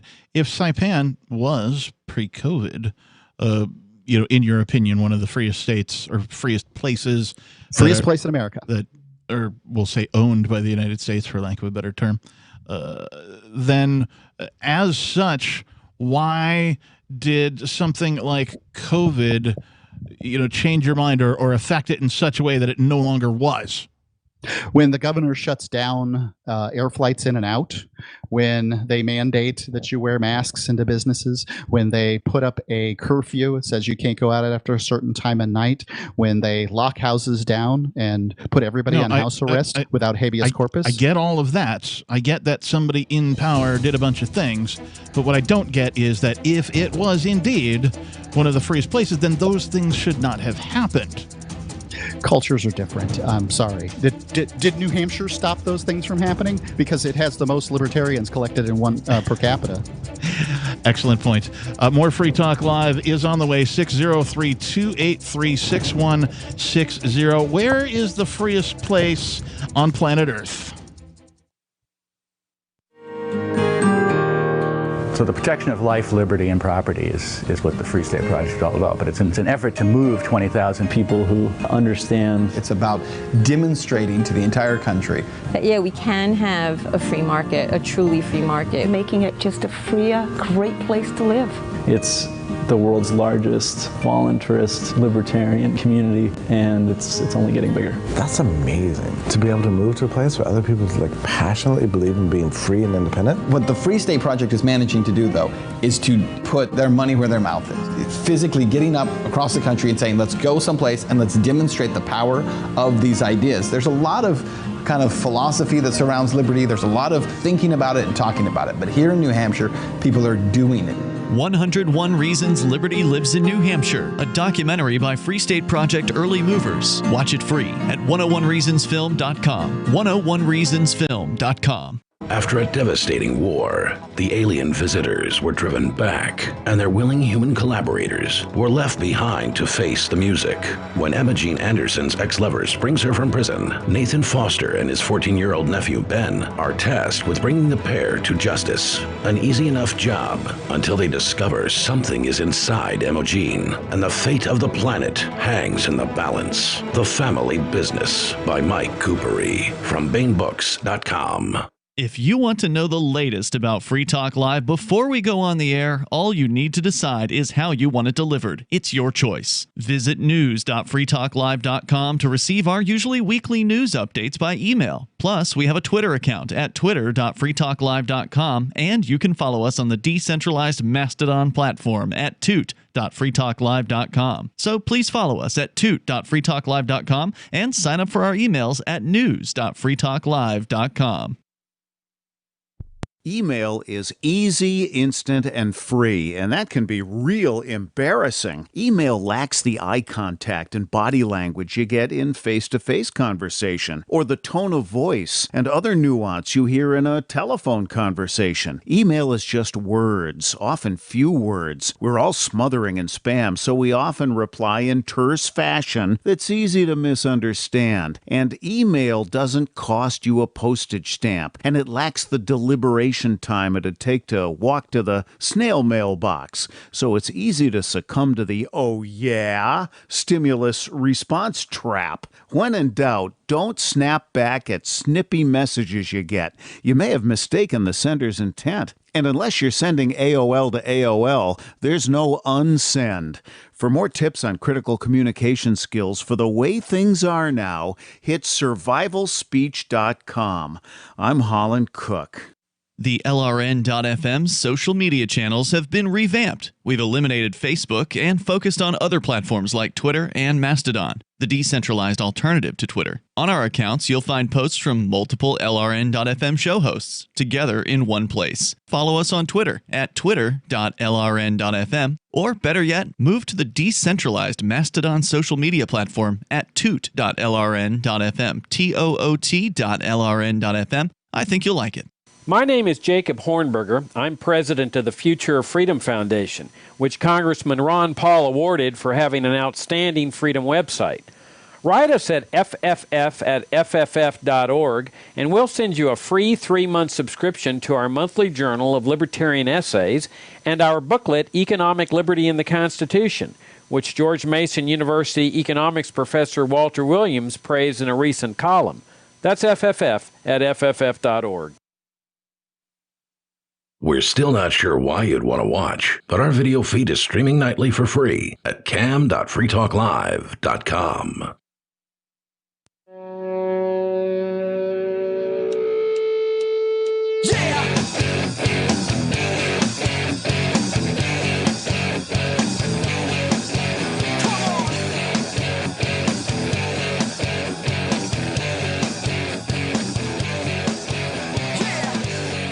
Yes, it is the final segment of tonight's edition of Free Talk Live.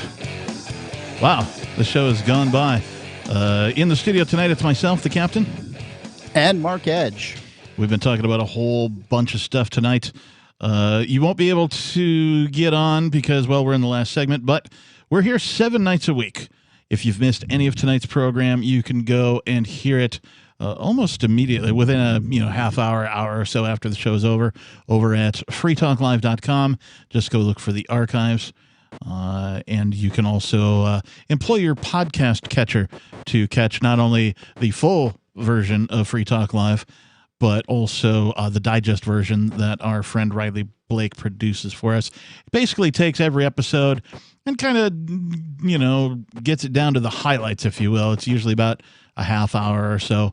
If you listen to that through your favorite podcast catcher, just look for the Free Talk Live Digest.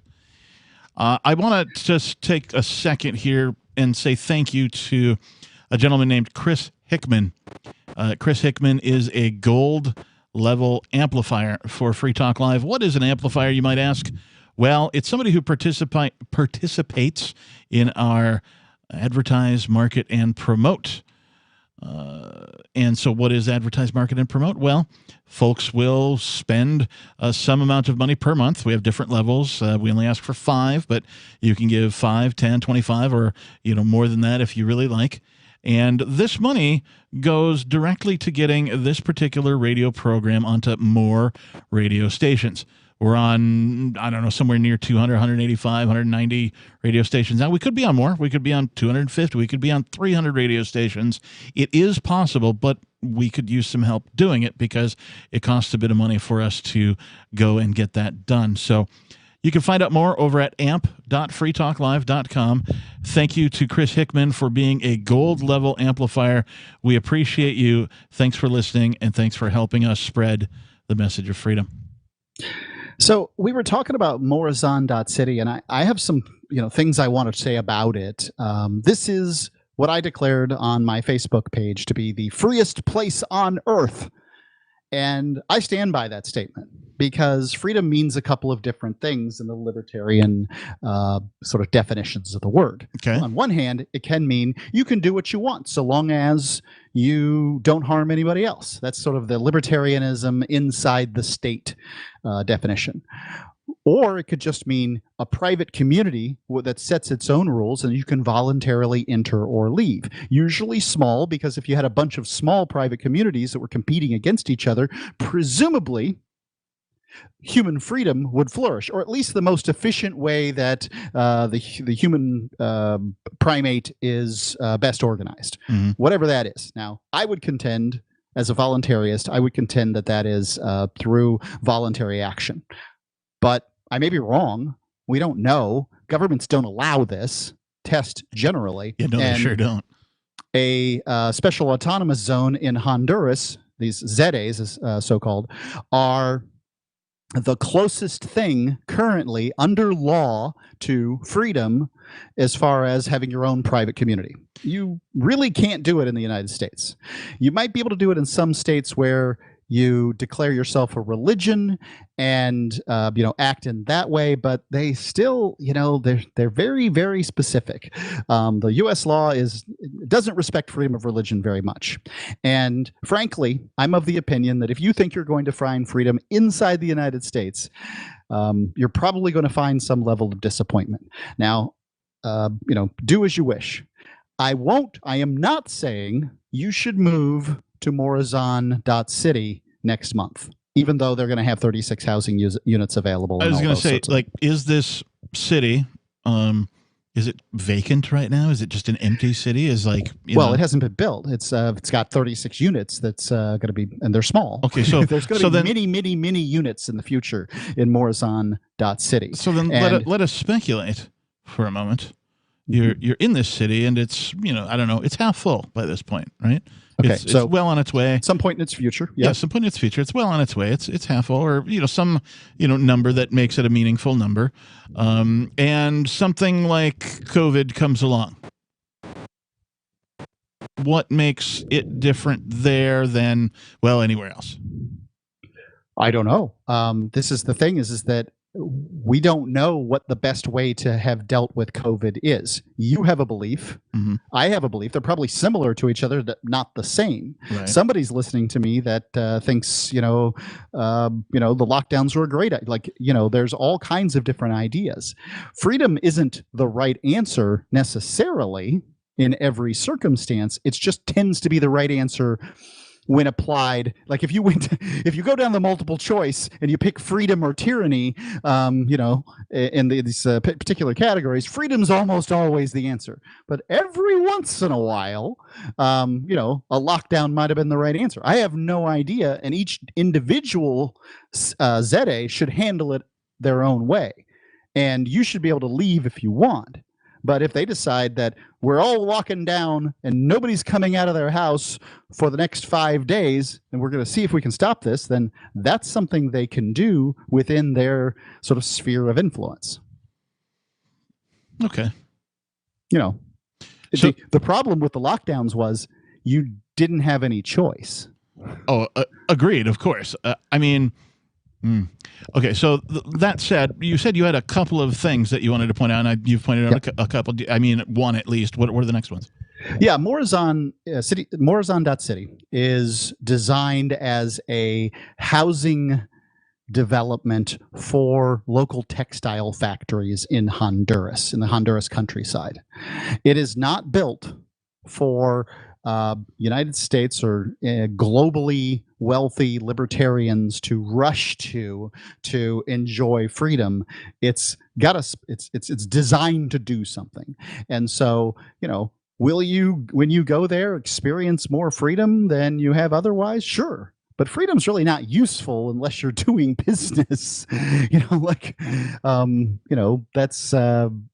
what it's good for. You want to do you want to smoke pot and have prostitutes and play blackjack and shoot machine guns? Go to Las Vegas. That's what they do there. What about like a lot of the folks that are, at least in New Hampshire, for the freedom movement here, are largely about self-sufficiency, and some of that comes from like, hey, I've got my own farm, and I got my own animals, and we have eggs, and we have our own pigs, and that kind of thing. Is that type of thing available there? Oh, all the food's organic. I mean, they don't know even what Monsanto and herbicides are. But I mean, pretty like, much. Can a guy go and get a piece of land, whether it's rented or owned or whatever, and no? Okay, all right. So, okay, Ciudad Morazan is 60 acres currently. All of it. I see. Now they have projected plans to buy more and acquire other ZAs and grow. And this is a really great project. That's what I'd like to say is this is a project that I am going to be working with. So you can contact me, mark@freetalklive.com. This is a project I am going to be working with to help them grow and service all areas of the world as far as inside of Honduras, all different types of folks, including, Americans who want to find more liberty. we're going to help them grow, and that's going to require investment in these sorts of things. But it's run by a savvy businessman, which it's not just some pie in the sky, airy fairy thing. This is going to work. And I'm a successful businessman, a successful fund manager, and I'm telling you, I was there, and this is going to work. And if you want to get involved, it's mark@freetalklive.com. I'll get you in touch with the right people, and we're going to make this all happen. But as far as moving there, you got to be pretty dedicated to want to just pick up and move to what is currently Morazan City, Morazan.city. That's the website, by the way, if people want to look it up, Morazan.city. Nice. So is your intention then to, make that your home base for a while, or, some part of I know you have, different home bases and that kind of thing, but I'm going to go there. I'm going to broadcast Free Talk Live with co-hosts, and Free Talk Live is going to originate from the freest place on earth, because that's what we do. But I'm not going to stay there a heck of a long time. And here's the reason: because in many countries around the world, kidnappings occur. And I don't want to make Morazan.city, which is a city designed for local Hondurans to have a good place to live so that they can work in the local textile factories. I don't want to turn that into some, target for international gangsters. We are out of time. Thanks, Mark, for the lowdown. Thanks for co-hosting with me tonight. I appreciate it. If you missed any of the show, it's freetalklive.com. Look at the archives. Thanks and peace.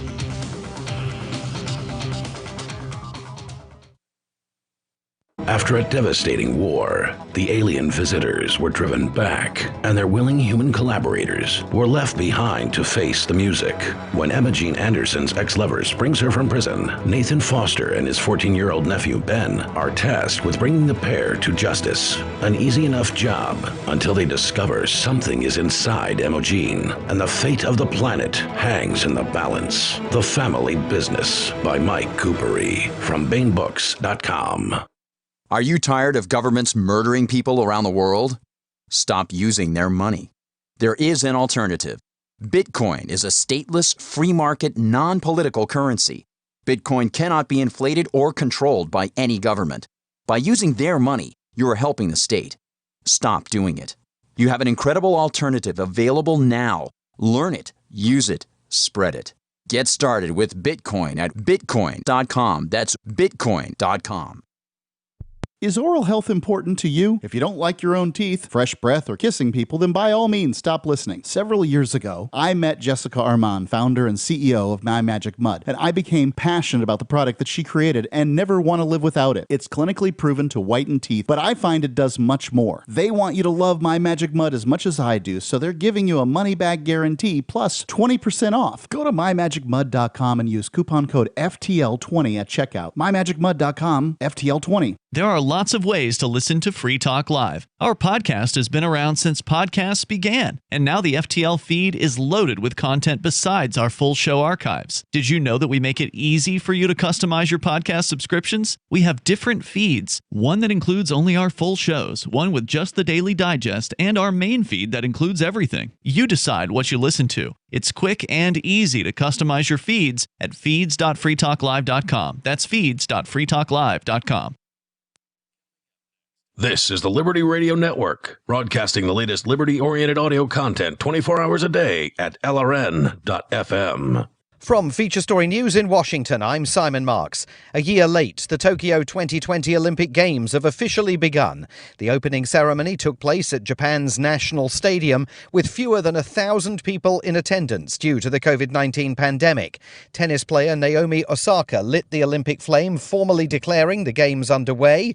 In Tokyo, Rob Harris, global sports writer with the Associated Press. It's already been delayed a year, of course, given the name, the 2020 Olympics, and it's gone ahead despite the fact the Tokyo area is in a state of emergency. No spectators at all allowed in any of the venues around here. It was only earlier this week that the head of the Games said a cancellation was still possible due to COVID cases in the Olympic Village. Supermarket staff and workers in other key industries in the UK will no longer be required to self-isolate if they're identified as being a close contact of someone who has tested positive for coronavirus. The decision, announced by the government, is a bid to prevent food shortages in shops. From FSN's London bureau, Laura Makin-Isherwood reports. Workers in 16